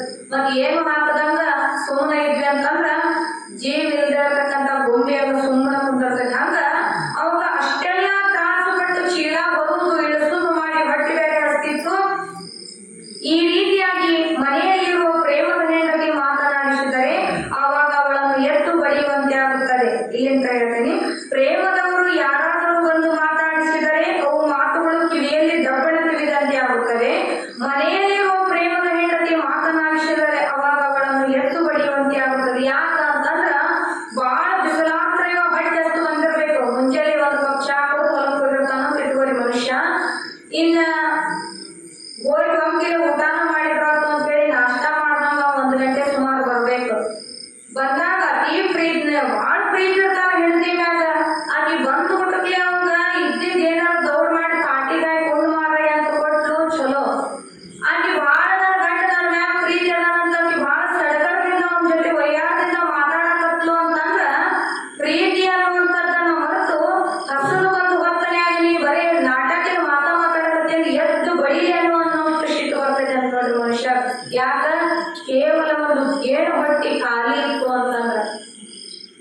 ಇವತ್ತು ನಾಳೆ ಸಾಯ್ತೇನೆ ಅನ್ನುವಂತ ಮುದುಕರು ಇರ್ತಾವ. ಮನ್ಯಾಗ ಏನ್ ಮಾಡ್ತಾರ, ಇವು ಊಟ ಹಾಕಿದ್ರು ಮತ್ ಇವು ಮಲಮೂತ್ರಗಳನ್ನ ಇಲ್ಲೇ ಮಾಡ್ಕೊಂತಾವು, ಬ್ಯಾಡ ಊಟ ಹಾಕುದು ಅಂತ ಹೇಳಿ ಅಷ್ಟ ಒಂದ ಬಿಸ್ಕಿಟ್ ಇಷ್ಟ ಚಾ ಕೊಡ್ತಿರ್ತಾರ. ಯಾರ ನೋಡಾಕ್ ಹೋದಾರ ಮುಂದ ಉಣ್ಣಂದ್ರು ಉಣ್ಣಂಗಿಲ್ಲವ ಒಲ್ಲೆಂದಾನ ಅಂತ ಬಂದಾರ ಮುಂದೆ ಹೇಳ್ದು ಅದು ಅನ್ನ ಕೊಡಂದ್ರ ಪುರ್ಸತ್ತಿಲ್ಲ ಹಾಕ್ತೀನಿ ಇಲ್ಲೇ ಮಾಡ್ಕೊಂಡು ಮಾಡಾರ ಯಾರ ಅಂತಿರ್ತೇವೆ. ಯಾಕ ಶರೀರ ಅನ್ನುವಂಥದ್ದು ಇಷ್ಟ ಹಿಡಿಲಿ ಒಂದು ತುತ್ತಿನಕಿನ ಹೆಚ್ಚು ಹಿಡಿಲಿ ಅಂದ್ರೂ ಕೂಡ ಅನ್ನಮಯ ಶರೀರ ಅನಿಸ್ಕೊಂಡಂದ್ರ ಇದಕ್ಕೆ ಅವಾಗ ಅನ್ನ ಹಾಕಿದ್ರೆ ಮಾತ್ರ ಅದು ಚೇತನದಿಂದ ನಕ್ಕೊಂತ ಕರ್ಕೊಂತ ಮಾತಾಡ್ಕೊಂತ ಇರ್ತದೆ. ಉಪವಾಸ ಇರ್ತಾರ್ರಿ ಶಿವರಾತ್ರಿ ನಿರಂತರ ಉಪವಾಸ ಮಾಡಿರ್ತಾರ. ರಾತ್ರಿ ನಾಳೆ ಉಪವಾಸ ಇರ್ತೇವಂದ್ರೆ ಇವತ್ತು ರಾತ್ರಿನ ಹೊಟ್ಟುಂಬ ಉಣ್ಣೋದು. ಯಾಕ ನಾಳೆ ಉಪವಾಸ ದೇವ್ರಿಗೆ ಇವತ್ತು ಬಿಸಿ ರೊಟ್ಟಿ ಮಾಡಿ ನಿಂತಿರ್ತಾರೆ ಬಾಜು ಮನೆಯಾಗಿ, ಮರ್ದಿನ ಅಂಗಳ ಬಡಿವಾಗ ಅಂತಿರ್ತಾರ ಶಿವರಾತ್ರಿ ಮಾಡಿ ಏನ ನಾನು ಶಿವರಾತ್ರಿ ಮಾಡೇನಿ ಅಂತಿರ್ತಾಳೆ. ಯಾಕ ರಾತ್ರಿ ಊಟ ಇನ್ನು ಹೊಟ್ಟೆಯಾಗಿರ್ತೈತೆ. ಮತ್ತು ಮಧ್ಯಾಹ್ನ ಒಂದೀಗ ಮತ್ತು ಬೇಕು ಹೇಳ್ಬೇಕು ಇನ್ನು ಶಿವಯೋಗ ಮಾಡಿ ಮಾಡಿ ಕಡಿಮೆ ಇರ್ತೈತೆ ಅಲ್ಲ ಪವರ್. ಮತ್ತ ರಾತ್ರಿ ಕೇಳ್ಬೇಕ್ರಿ ನೀನು ಎಲ್ಲಾರು ಗುಡಿ ಮುಗಿಕೊಂಡು ತಗೊಂಡಿರ್ತಾರ ನೀವು ಮಾಡಿದ್ರಿ ನಾನು ಮಾಡಿ. ಯಾಕ ಹುಲ್ಲು ಹೋಗ್ಬಿಟ್ಟಿರ್ತೈತೆ ಅದ ಅನ್ನ ಅನ್ನುವಂತ ರಸ ಎಲ್ಲ ಹೋದಾಗ ಮನುಷ್ಯಂದು ಏನೈತಿ. ಆದ್ದರಿಂದ ಡಾಕ್ಟರ್ ಏನ್ ಹೇಳ್ತಾರ, ವಾರದೊಳಗೆ 1 ದಿನ ಉಪವಾಸ ಮಾಡ್ಬೇಕು, ಶರೀರ ಆರೋಗ್ಯದಿಂದ ಇರ್ತೈತಿ. ಮೇಲಿಂದ ಮೇಲೆ ಹಾಕಿ ಹಾಕಿ ಹಾಕಿ ಅದು ಯಾವಾಗ ಡಮ್ಮು ಅಂತ ಹೇಳಕ್ ಬರೋದಿಲ್ಲ. ಲಿಮಿಟ್ ಒಳಗೆ ಹಾಕ್ರಿ, ಪೌಷ್ಟಿಕ ಇದ್ದಿದ್ದು ಹಾಕ್ರಿ ಅಂತ ಹೇಳ್ತಾರ. ಮತ್ತೆ ಇವ ಏನ್ ಮಾಡ್ತಾನ, ಮತ್ತೆ ಹಳ್ಳಿಯರಿಗೆ ಹೊಲದಾಗ ದುಡಿಯೋರಿಗೆ ನಡೆದಿಲ್ಲ, ಅವ್ರು ಮತ್ತೆ ಗಜು ಮನೆ ತಿಂದಾಗ ದುಡಿತಾರ. ಮತ್ತೆ ಡಾಕ್ಟರ್ ಏನಂತ ಉಪವಾಸ ಮಾಡ್ಕೊಂತ ಬಂದ್ರು ಅಂದ್ರ ಹೊಲಾನ್ ಕೆಲಸ ನಡೆಯೋಂಗಿಲ್ಲ. ಹಂಗ ಯಾವ ಹಪ್ಪಳಿ ಮಲ್ಲಪ್ಪ ಆದ್ರೂ ಕೂಡ ಬಹಳ ತಾಕತ್ತಿನ ಕೆಲಸ ಮಾಡಿದ್ದಾವ. ಏನ್ ಜ್ವಾಳ ಚೀಲ ಬರುದು ಇಳಿಸುದು ಏರುದು ಅಂತಂದ್ರ ಬಹಳ ತಾಕತ್ತಿನ ಕೆಲಸ ಮಾಡಿದ್ದ. ಮ್ಯಾಲ ಬಿಸಿಲು ಬೇರೆ, ಎತ್ತು ನೋಡಿದ್ರೆ ಏಳುವಲು. ಇಂಥ ಒಂದು ಶರೀರದ ಊಟ ಇಲ್ಲದ ಹೊತ್ತನ್ಯಾಗ ಹಿಂಗ ಈ ರೀತಿ ಆಗ್ತದ ಅಂತ ಹೇಳಿ ಸರ್ವಜ್ಞಕಾರ ತಮ್ಮ ವಚನ ಮುಖಾಂತರ ತಿಳಿಸಿದಾರ. ಯಾಕೆಂದರೆ 2 ತಾಸು ಊಟ ಇಲ್ಲದಿದ್ದರೆ ಹೀಗೆ ದೊಡ್ಡಾಟ ಚಾಲುವಾಗುತ್ತದೆ. ಇದು ಶರೀರಕ್ಕೆ ಅನ್ನದ ಮಹತ್ವವೂ ಆಗುತ್ತದೆ. ಜಗತ್ತೊಳಗಿನ ಎಲ್ಲ ಜೀವಕೋಟಿಗಳು ಅನ್ನ ಇದ್ದರೆ ಚಲ್ಲಾಟ, ಅನ್ನ ಇಲ್ಲದಿದ್ದರೆ ಬಡಿದಾಟ ಎಂದು ಸರ್ವಜ್ಞ ಕವಿಯು ಈ ಮಾತು ಚೆನ್ನಾಗಿ ತಿಳಿಸಿರುತ್ತಾರೆ. ಹಬ್ಬಳಿ ಮಲ್ಲಮ್ಮನು ಒಬ್ಬನೇ ಚೀಲಗಳನ್ನು ಹೊತ್ತು ಹೊತ್ತು ಬಹಳ ಹಸಿದಿದ್ದನು. ಹೊಟ್ಟೆಯೊಳಗೆ ಒಂದು ಬೆಂಕಿ, ಅವ್ ಎಷ್ಟು ಬೆಂಕಿ ಇದ್ವು ಅಂತಂದ್ರ ಬಾಳ ಹೊಟ್ಟೆ ಹಸ್ತತಿ, ಅದೊಂದು ಬೆಂಕಿ ಅವ್ನು ಕಾಡಕತ್ತಿತ್ತು. ಮತ್ತ ಸೂರ್ಯನ ಕಿರಣದ ಒಂದು ಬೆಂಕಿ, ಬಹಳ ಬಿಸಿಲಾಗೈತಿ ತಡ್ಕೊಳಕ್ಕಾಗಲ್ಲ, ಅದು 2ನೇ ಬೆಂಕಿ. ಪುನಃ ಎತ್ತು ಏಳಲಾರದು, ಇದು 3ನೇ ಬೆಂಕಿ ಆಗಿರ್ಬೋದು. ಆಗ ಇವನನ್ನು ಹಿಡಿಯುವರಾರು. ಬಹಳ ಮನುಷ್ಯ ಶಿಕ್ಷಣೆಯಾಗಿರ್ಬೇಕು. ಅವಾಗ ಕೂಸ್ ಯಪ್ಪ ಯಪ್ಪ ಅನ್ಕೊಂಡು ತಗೊಂಡು ಹೊಡೆದ್ಬಿಡ್ತಾನ. ಯಾಕ ಎದನ್ನ ತಡ್ಕೋಬೇಕು, ಎದನ್ನ ಮಾಡ್ಬೇಕು. ಆ ಸಿಟ್ಟಿನ್ಯಾಗ ಮನುಷ್ಯ ಸಿಟ್ಟು ಬಂದ ಹೊತ್ನ್ಯಾಗ ಅವನಲ್ಲಿ ರಾಕ್ಷಿ ಗುಣ ಅವನ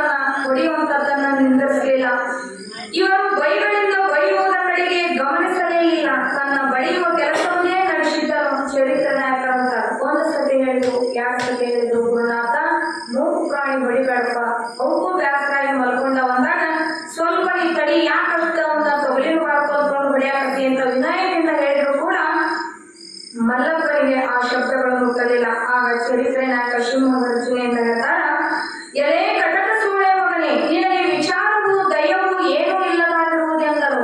ಅವ್ನು ಯಾಕೆ ಬೇಕಾಗಿತ್ತು? ಅವನೆತ್ತಿ ನಾವು ಹೊಡ್ಕೊಂತಿದ್ದ. ಈಗ ಸಾಮಾನ್ಯ ನಮ್ಮಗಳ ವಿಚಾರ ನಾವು ಹಿಂಗ ಅಂತೀವಿ, ಅಜ್ಜಗೆ ಯಾಕೆ ಬೇಕಾಗಿತ್ತು? ಅವ್ನ ನಾವು ಹೊಡ್ಕೊಂತಿದ್ದ ಬಿಡುವಲ್ಲ, ಇವ್ಗೆ ಯಾಕೆ ಬೇಕಾಗಿತ್ತು ಅಜ್ಜಗೆ, ಅವ್ನು ಕೂಡ ಯಾಕೆ ಜಗಳ ತೆಗಿಬೇಕಾಗಿತ್ತು ಅಂತ ನಾವು ಸಾಮಾನ್ಯವಾಗಿ ವಿಚಾರಿಸಿದ್ರು. ನಾವು ಬರೀ ನಮ್ಮ ಮನೆ ಬಾಳ ಅಂದ್ರ ನಮ್ಮ ಓಣಿ, ಅದಿಗಿ ಹೆಚ್ಚಂದ್ರ ನಮ್ಮ ಊರನ್ನ ನಾವು ರಕ್ಷಣೆ ಮಾಡಬಲ್ವಿ. ಮನೆ ಯಜಮಾನ ತನ್ನ ಮನೆ ಮಾಡ್ಕೋತಾನ, ಊರಾಗ ಒಂದು ಆಡಿಸ್ ಬಂದಾನಂದ್ರ ಅವ ಊರ್ ರಕ್ಷಣೆ ಮಾಡ್ಬೋದು. ಬಾಜು ಆ ಊರಿಂದ ಒಂದು ಹಳ್ಳಿ ಐತಂದ್ರ ಅಲ್ಲಿ ಸತ್ತಾರ ನಾವು ಹೇಳ್ಬೇಕು, ಯಾಕ ಅದಕ್ಕ ಅವಾಗ ಸಂಬಂಧ ಇರುವುದಿಲ್ಲ. ಆದ್ರ ಅಜ್ಜ ಸುಮ್ಮನೆ ಇರಬೇಕಾಗಿತ್ತ, ಅವನೆಂತ ಅವ ಹುಡ್ಕೊಂಡಿದ್ದ ಅಂತ ನಾವು ಸಾಮಾನ್ಯವಾಗಿ ನಾವು ವಿಚಾರ ಮಾಡಿದ್ರ ಅವಾಗ ಪತಿತೋದ್ಧಾರಕ ಅನ್ನುವಂತ ಬಿರುದೈತಿ. ಯಾರಿಗೆ? ಭಗವಂತನಿಗೆ. ಜಗತ್ತನ್ನೇ ಉದ್ಧಾರ ಮಾಡಲಿಕ್ಕೆ ಬಂದಂತ ಸಕಲ ಜೀವಿಗಳಲ್ಲಿಯೂ ದಯಾವಂತನಾಗಿರ್ತಕ್ಕಂಥ ಭಗವಂತನಿಗೆ ಎಲ್ಲವೂ ನನ್ನದೇ, ಎಲ್ಲರೂ ನನ್ನ ಮಕ್ಕಳು, ಪ್ರತಿಯೊಂದು ಜೀವಿಗಳಲ್ಲಿ ಭಗವಂತ ಇರ್ತಾನಂದಾಗ ಅವನಿಗೆ ಎಲ್ಲದರಲ್ಲಿಯೂ ಕೂಡ ಆ ಪರಿಪೂರ್ಣವಾಗಿರ್ತಕ್ಕಂಥ ಭಗವಂತನೇ ಕಾಣ್ತಾ ಇದ್ದ. ಆದ್ದರಿಂದ ಆ ಮಲ್ಲಪ್ಪನಿಗೆ ಬುದ್ಧಿಯನ್ನ ಹೇಳ್ತಾ ಇದ್ದಾರ, ಯಾಕೆ ಹೊಡಿತಿ? ಆ ಮೂಕ ಪ್ರಾಣಿಗಳನ್ನ ಹೊಡಿತಾ ಇದೆಯಲ್ಲ, ನಿನಗೆ ಎಳ್ಳಷ್ಟು ದಯ ಇಲ್ಲೇನೋ, ನಿನಗೆ ಎಳ್ಳಷ್ಟು ವಿಚಾರ ಇಲ್ಲೇನೋ ಅಂತ ಹೇಳಿ ಬೆನ್ನ ಹಿಂದೆ ಬರೆಯುವುದು ಅಶ್ಲೀಲ ಶಬ್ದಗಳು ಮಲ್ಲಪ್ಪನಿಗೆ ಕಿವಿಗೆ ಬಂದು ತಾಗಿದವು. ಒಂದ ಸತಿ ಅಂದ್ಬಿಡ್ಲಿಲ್ಲ, ಬಾಯಿ ಮತ್ತು ಕಟಕ ಸೋಳೆ ಮಗನ ಅಂದ್ಬಿಟ್ಟು ಸಣ್ಣ ವಾಕ್ಯ. ನಾವು ಸಾದಾಶೀಲ ಮಾತಾಡುವಾಗ ಈ ಶಬ್ದ ಉಪಯೋಗ ಆದ್ರೆ ಎತ್ತಿ ಹೊಡ್ಯಾಕ ಬರ್ತೇವಿ. ಮತ್ತ ಏನೋ ಸಂಬಂಧನೇ ಇಲ್ಲದಂತ ವ್ಯಕ್ತಿಗೆ ಅಪ್ಪೋರು ಹೀಗೆ ಮಾತಾಡ್ತಾರ ಅಂದಾಗ ಈ ಅಶ್ಲೀಲ ಶಬ್ದಗಳು ಮಲ್ಲಪ್ಪನ ಕಿವಿಗೆ ಬಂದು ಯಾವಾಗ ಮುಟ್ಟಿದ್ವೋ, ಇದು 4ನೇದಾದ ಬೆಂಕಿ ಆತ ನೋಡ್ರಿ. 3 ಬೆಂಕಿ ತಾಳ್ಕೊಂಡು ಎತ್ತಿನ ಹೊಡ್ಯಾಕತ್ತಿದ್ದಾವ. ಯಾವಾಗ ಗೊತ್ತು ಗುರಿ ಸಂಬಂಧನೇ ಇರತಕ್ಕಂಥ ಮಹಾತ್ಮ ನನಗ ಈಗ ಸೋಳೆ ಮಗನ ಅಂತ ಮಾತಾಡ್ತಾನಂದ್ರ ನನ್ನ ಎತ್ತಿನ ನಾವು ಹೊಡ್ಕೊಳಕತ್ರ ಇವ್ಗೇನಂತೇಳಿ ಅದು 3ನೇ 4ನೇ ಬೆಂಕಿಯಾಗಿ ಅವನ ಜೀವಕ್ಕೆ ತ್ರಾಸ ಕೊಡಕತ್ತು. ತಿರುಗಿ ಮಲ್ಲಪ್ಪನು ನೋಡುತ್ತಾನೆ. ಇವರ ಬೈಗಳ ಸುರಿಮಳೆಯು ಒಂದೇ ಸವನ್ನು ನಡೆದಿದ್ದವು. ಅದನ್ನು ಕೇಳಿ ಸರಿಸಲಾಗದೆ ಮಲ್ಲಪ್ಪನು ಇವರೆಡೆಗೆ ಬಂದು ಮಠದಲ್ಲಿ ನಿಂತುಕೊಂಡು ಬೈಯುವಾಗ ಇವರನ್ನೇ ಬಂದು ಬಾರ್ಕೋಲಿನಿಂದ ಬಳಿ ಹತ್ತಿದ. ನೋಡ್ರಿ, ಚಿಟ್ಟಿನ ಕೈಯಾಗ ಬುದ್ಧಿ ಕೊಟ್ಟ ಮನುಷ್ಯ ಅಂದ್ರ ಯಾರು ಏನು ಎತ್ತ ಅಂತ ವಿಚಾರ ಮಾಡದೆ, ಯಾಕೆ ಅವ್ರು ನನಗೆ ಹಿಂಗ ಬುದ್ಧಿ ಹೇಳಕತ್ತಾರ, ನಾ ಮಾಡಕತ್ತಿದ್ದು ಸರಿನೋ ತಪ್ಪು ಅಂತೇಳಿ ಮನುಷ್ಯನಾಗಿ ಮನುಷ್ಯತ್ವದಿಂದ ಅವ ಒಂದು ನಿಮಿಷ ವಿಚಾರ ಮಾಡಿದ್ದ ಅಂತಂದ್ರ ಇಲ್ಲಿ ಇಷ್ಟೆಲ್ಲ ರಾದ್ಧಾಂತ ಆಗ್ತಾ ಇದ್ದಿದ್ದಿಲ್ಲ. ಅದನ್ನ ಏನೋ ವಿಚಾರ ಶೂನ್ಯನಾಗಿ ಆ ಎತ್ತಿನ ಹೆಂಗ್ ಹೊಡಿತಾ ಇದ್ನಲ್ಲ ಅದೇ ಬಾರ್ಕೋಲನ್ನ ತಂದು ಸದ್ಗುರುನಾಥನನ್ನ ಹೊಡಿಲಿಕ್ಕೆ ಹತ್ತಿದ. ಮಲ್ಲಪ್ಪನು ಬಂದು ಬಾರ್ಕೋಲಿನಿಂದ ಹೊಡಿ ಹತ್ತಿದನು. ಆಗ ಚರಿತ್ರೆ ನಾಯಕರೆನ್ನುತ್ತಾರೆ, ಬಲಿಯ ಇವಳು ಸೊಕ್ಕಿಗೆ ಬಂದಿದ್ದಾಳೆ, ಹೊಡಿಯಲೇ ಹೊಡಿಯಲೇ ಎಂದು ಹತ್ತಿದರು. ತಮ್ಮ ಶರೀರಕ್ಕೆ ತಾವೇ ಶಿಕ್ಷೆ ಭೋಗಿಸುತ್ತಾ ಸುಮ್ಮನೆ ನಿಂತುಕೊಂಡರು. ಅವಾಗಿನ ಕಾಲದಾಗ, ಈಗಿನ ಕಾಲದಾಗ ಯಾರು ಬಡ್ತಾತಿನ ಬೈಬಿಡು, ಅವಾಗಿನ ಕಾಲದೊಳಗ ಕೋಡೇಶ್ವರ ಮನಿ ಇತ್ತು ಅಂತಂದ್ರ ಅವ್ನ ಹೆಂಡತಿ ಅವ ಹೊಡಿತಿದ್ದಂತ, ಅವನ ಹೆಂಡತಿ ಅವ ಹೊಡಿತಿದ್ದಂತ. ಅವಾಗ ಅಣ್ಣನ ಹೆಂಡತಿನ ತಮ್ಮ ಹೊಡ್ಯಾಕತ್ತಿದ್ದಂದ್ರ ಅವ ಅಣ್ಣ ಹೊಡಿಲಿಯಾಕಿನ ಅಲ್ಲಿ ಸೊಪ್ಪು ತೋಗ್ಲೆ ಹೊಡಿ, ಯಾಕ ಇರತಕ್ಕಂಥ ಶರೀರಕ್ಕೆ ಹೊಡಿ ಅಂತ ಹೇಳ್ತಾ ಇದ್ದವ್ರು. ಆದ್ರ ಸದ್ಗುರುನಾಥ ಮಲ್ಲಪ್ಪನಿಗೆ ಹೇಳ್ತಾ ಇದ್ದಾರ, ಮಲ್ಯ ಆಕಿ ಸೊಕ್ಕಿಗೆ ಬಂದಾಳ, ಆಕಿ ಸೊಕ್ಕಿಗೆ ಬಂದಾಳ ಅಂತ ಬೇರೆ ಯಾವತ್ತೇನು ಇಲ್ಲ. ತನ್ನ ಕೊಟ್ಟಂತ ಸ್ಥೂಲ ಶರೀರವನ್ನ ಬೆನ್ನಿಟ್ಟು ಅರಿಯುವಂತ ಮಹಾತ್ಮ ಯಾರ ಕಡೆಯಿಂದ ಸಾಧ್ಯ ಆಗ್ತದೆ? ಆಕಿ ಸೊಕ್ಕಿಗೆ ಬಂದಾಳ, ಆಕಿನ ಹೊಡಿಲೆ, ಅದು ಹೊಲದ ಕಡೆಗೆ ಹೊಡಿ ಮಟ್ಟ ಬಿಡಬೇಡ, ಹೊಡಿಲೆ ಮಲ್ಯ ಅಂತಿದ್ರು ಅಂತಂದ್ರ ಅವರು ಎಂಥ ಒಂದು ವಿಚಾರವಂತರು, ಜ್ಞಾನ ನಿಧಿ ಭಗವಂತ. ಯಾಕೆ ಅವ್ರು ಹಂಗಂತ ಇದ್ರು? ಮಹಾತ್ಮನ ದೃಷ್ಟಿ ಒಳಗೆ ಶರೀರವನ್ನ ಯಾಕೆ ಬೆನ್ನಿಟ್ಟರಿತಾರ? ಶರೀರ ಅಷ್ಟು ಹೇಗೆ ಏನು, ಇದು ಅಷ್ಟೊಂದು ಹೊಲಸೈತೇನು ಅಂತಂದ್ರ ಇಲ್ಲಿ ನಿಜಗಳು ರಚಿಸ್ತಾರ. ಮಲಮೂತ್ರ ಒಳಗಿರ್ತ ನೆಲೆಯೊಳು ನಿಲೆನೆಂಬೆ ಫಲವು ಬೇಯದ ತಾಣವೆನಿಸುವಂಗದಳು ನೆಲಸಿ ವಿಷಯ ಸುಖವನ್ನು ಭೋಗಿಸುವೆನೆಂದು ಸಲಿಮನ ಬೆಳೆಸಿಹುದನ್ನು ಬಿಡೆ ಮನುಜ ಅಂತ ಹೇಳ್ತಾರ. ಇದರ ಅರ್ಥ ಏನ್ ಹೇಳ್ತದ ಅಂತಂದ್ರ, ಎಳೆ ಜೀವನೇ, ಸ್ವಲ್ಪ ಮಲಮೂತ್ರಗಳು ಇರುವ ಸ್ಥಾನದಲ್ಲಿ ನೀನು ಒಂದು ಸ್ವಲ್ಪ ಹೊತ್ತು ನಿಲ್ಲು ಅಂತಂದ್ರ ಛೇ ಇದು ಅತಿ ಹೊಲಸು ಅಂತ ಹೇಳ್ತೇವೆ. ಯಾರು ಮಲಮೂತ್ರಗಳನ್ನು ಮಾಡಿದ್ರು ಅಂತಂದ್ರ ಅಲ್ಲಿ ನಿಂದ್ರಾಕಾಗುದಿಲ್ಲ, ಛೀ ಬಾಳ ಹೊಲಸೈತಲ್ಲ ಅಂತೇಳಿ ಮೂಗು ಮುಚ್ಕೊಂಡು ಹೋಗಿ ಇಂಥ ಸ್ಥಾನದಲ್ಲಿ ಹೇಗೆ ನಿಲ್ಲಬೇಕು, ನಿಲ್ಲಲಿಕ್ಕೆ ಒಲ್ಲೆನೆಂದು ಹೇಳುತ್ತಿ. ಆದರೆ ಅನೇಕ ಮಲಗಳಿಂದ ಕೂಡಿದ ದೇಹದಲ್ಲಿ ನೀನು ವಾಸ ಮಾಡಿರುತ್ತಿ. ಇದ್ರೊಳಗೆ ಮತ್ತೆಲ್ಲ ಬಹಳ ಚಲೋ ಚಲೋ ಘಮ ಘಮ ಅನ್ನುವಂಥದ್ದು ಐತಿ ಅಂತ ನಾವು ತಿಳ್ಕೊಂಡಿವಿ. ಅದಕ್ಕೆ ನಾವು ಶರೀರ ಮ್ಯಾಗ ಇಷ್ಟು ಮೊಹ ಮಾಡ್ತೇವೆ. ಅದ್ರೊಳಗ ಗಬ್ಬು ವಾಸನೆ ಐತಿ ಅಂತೇಳಿ ಭಗವಂತ ತಿಳ್ಕೊಂಡ ಸದ್ಗುರುನಾಥ. ಅದಕ್ಕೆ ಅವ ನುಡಿಗಳು ಸದೆ ಅದು ಹೊಲಸಿನ ಗಡಿಗೆ ಐತಿ, ಒಂಬತ್ತು ತೂತಿನ ಹೊಲಸಿನ ಗಡಿಗೆ ಐತಿ, ಮಲದ ಗಡಿಗೆ ಐತಿ. ಅದನ್ನ ಒಡಿ ಒಡಿ ಅಂತ ಯಾಕಂತಾರಂದ್ರ ಅವರು ಅರಿತಂದವರಾಗ್ಯಾರ. ಅದ್ರೊಳಗೆ ಓಟು ಹೊಲಸ ತುಂಬೈತಿ. ನಾವು ತಿಳ್ಕೊಂಡೇವಿ ನಾನು ಕರ್ಗದನಿ, ನಾವು ಬೆಳಗದನಿ, ನನ್ನೊಳಗೆ ಬಹಳ ಘಮಘಮ ಅನ್ನುವಂಥದ್ದು ಐತಿ ಅಂತ ನಾವು ಅದ್ರ ಮ್ಯಾಗ ಮೋಹವನ್ನ ಮಾಡೋದ್ರಿಂದ ನಮಗ ಅದನ್ನ ಬಿನ್ನಿಟ್ಟು ಅರಿಯುವಂತ ಶಕ್ತಿ ವಿಚಾರ ನಮಗೆ ಬರ್ತಾ ಇಲ್ಲ. ಆದ್ದರಿಂದ ಈ ದೇಹದಲ್ಲಿ ನೀನು ಹೊಲಸಿನಿಂದ ಕೂಡಿಕೊಂಡು ಅದರಲ್ಲಿ ವಾಸ ಮಾಡಿರುತ್ತಿ. ನಾನು ಬಹಳ ಸ್ವಚ್ಛನಿರುತ್ತೇನೆ ಎಂದು ನೀನು ಹೇಳಬಹುದು. ನಾವೆಲ್ಲಿ ಹೊಲಸದೇವ್ರಿ, ನಮ್ಮಲ್ಲಿ ಹೆಂಗ ಹೊಲಸು ವಾಸನೆ ಬರ್ತದ ಅಂತ ಬಾಯಲ್ಲಿ ಹೇಳಿದ್ರ ವಿಚಾರ ಮಾಡು. ಕಣ್ಣಿನಲ್ಲಿ ನೋಡಿದರೆ ಪಿಚ್ಚು, ಮೂಗಿನಲ್ಲಿ ನೋಡಿದರೆ ಶಿಂಬಳು, ಕಿವಿಯಲ್ಲಿ ಕೂಗಣೆ, ಬಾಯಲ್ಲಿ ಜೊಲ್ಲು, ಉದರದಲ್ಲಿ ಅಂತೂ ಮಲಮೂತ್ರಗಳು ತುಂಬಿ ಕೊಂಡಿರುತ್ತದೆ ಮತ್ತು ರೋಮ ರೋಮಗಳಲ್ಲಿ ಬೆವರು ಒಂದೇ ಸವನೆ ಬರುತ್ತದೆ. ನಾವು ಸ್ನಾನಾದಿಗಳನ್ನು ಮಾಡುತ್ತೇವೆ ಎಂದು ಸ್ವಲ್ಪ ಸ್ವಚ್ಛ ಕಾಣುತ್ತೇವೆ. ಒಂದು ದಿನ ಸ್ನಾನವನ್ನು ಮಾಡೋದು ಬಿಟ್ರ ಇದು ಹೊಲಸುನಾಗಲಿಕ್ಕೆ ಹತ್ತುತ್ತದೆ. ಮಲಮೂತ್ರಗಳಂತೂ ಹೇಳಲಿಕ್ಕೆ ಅಸಾಧ್ಯ. ಇಂಥ ಮಲಮಯವಾಗಿದ್ದ ದೇಹವನ್ನು ನಾವು ತೊಳೆದು ಸ್ವಚ್ಛ ಮಾಡುತ್ತೇವೆಂದರೆ ಎಂದೂ ಅದು ಸ್ವಚ್ಛ ಆಗೋದಿಲ್ಲ. ನಾವೇನು ಮ್ಯಾಲೇನಾರ ಅದನ್ನ ಸ್ವಲ್ಪ ಸಂತೂರ್ ಸೋಪು ಲೈಫ್ ಬಾಯ್ ಹಚ್ಚಿ ನಾವು ತೊಳ್ಕೊಂಡೇವೆ ಅಂದ್ರೂ ಕೂಡ ಒಳಗಿನ ಹೇಯವಾಗಿರ್ತಕ್ಕಂಥದ್ದನ್ನ ಅದನ್ನು ತೊಳೆಯಕ್ಕಾಗ್ತೈತೆ. ಅದನ್ನ ಹೆಂಗ್ ತೊಳಿಬೇಕು ಅಂದ್ರ ಮಹಾತ್ಮರು ಹೆಂಗಾದ್ರ ಹಂಗ ಹರಿದು ಹಾಕಿದಾರಲ್ಲ, ಹಂಗ ಅಂತಃಕರಣ ಶುದ್ಧಾಂತಃಕರಣ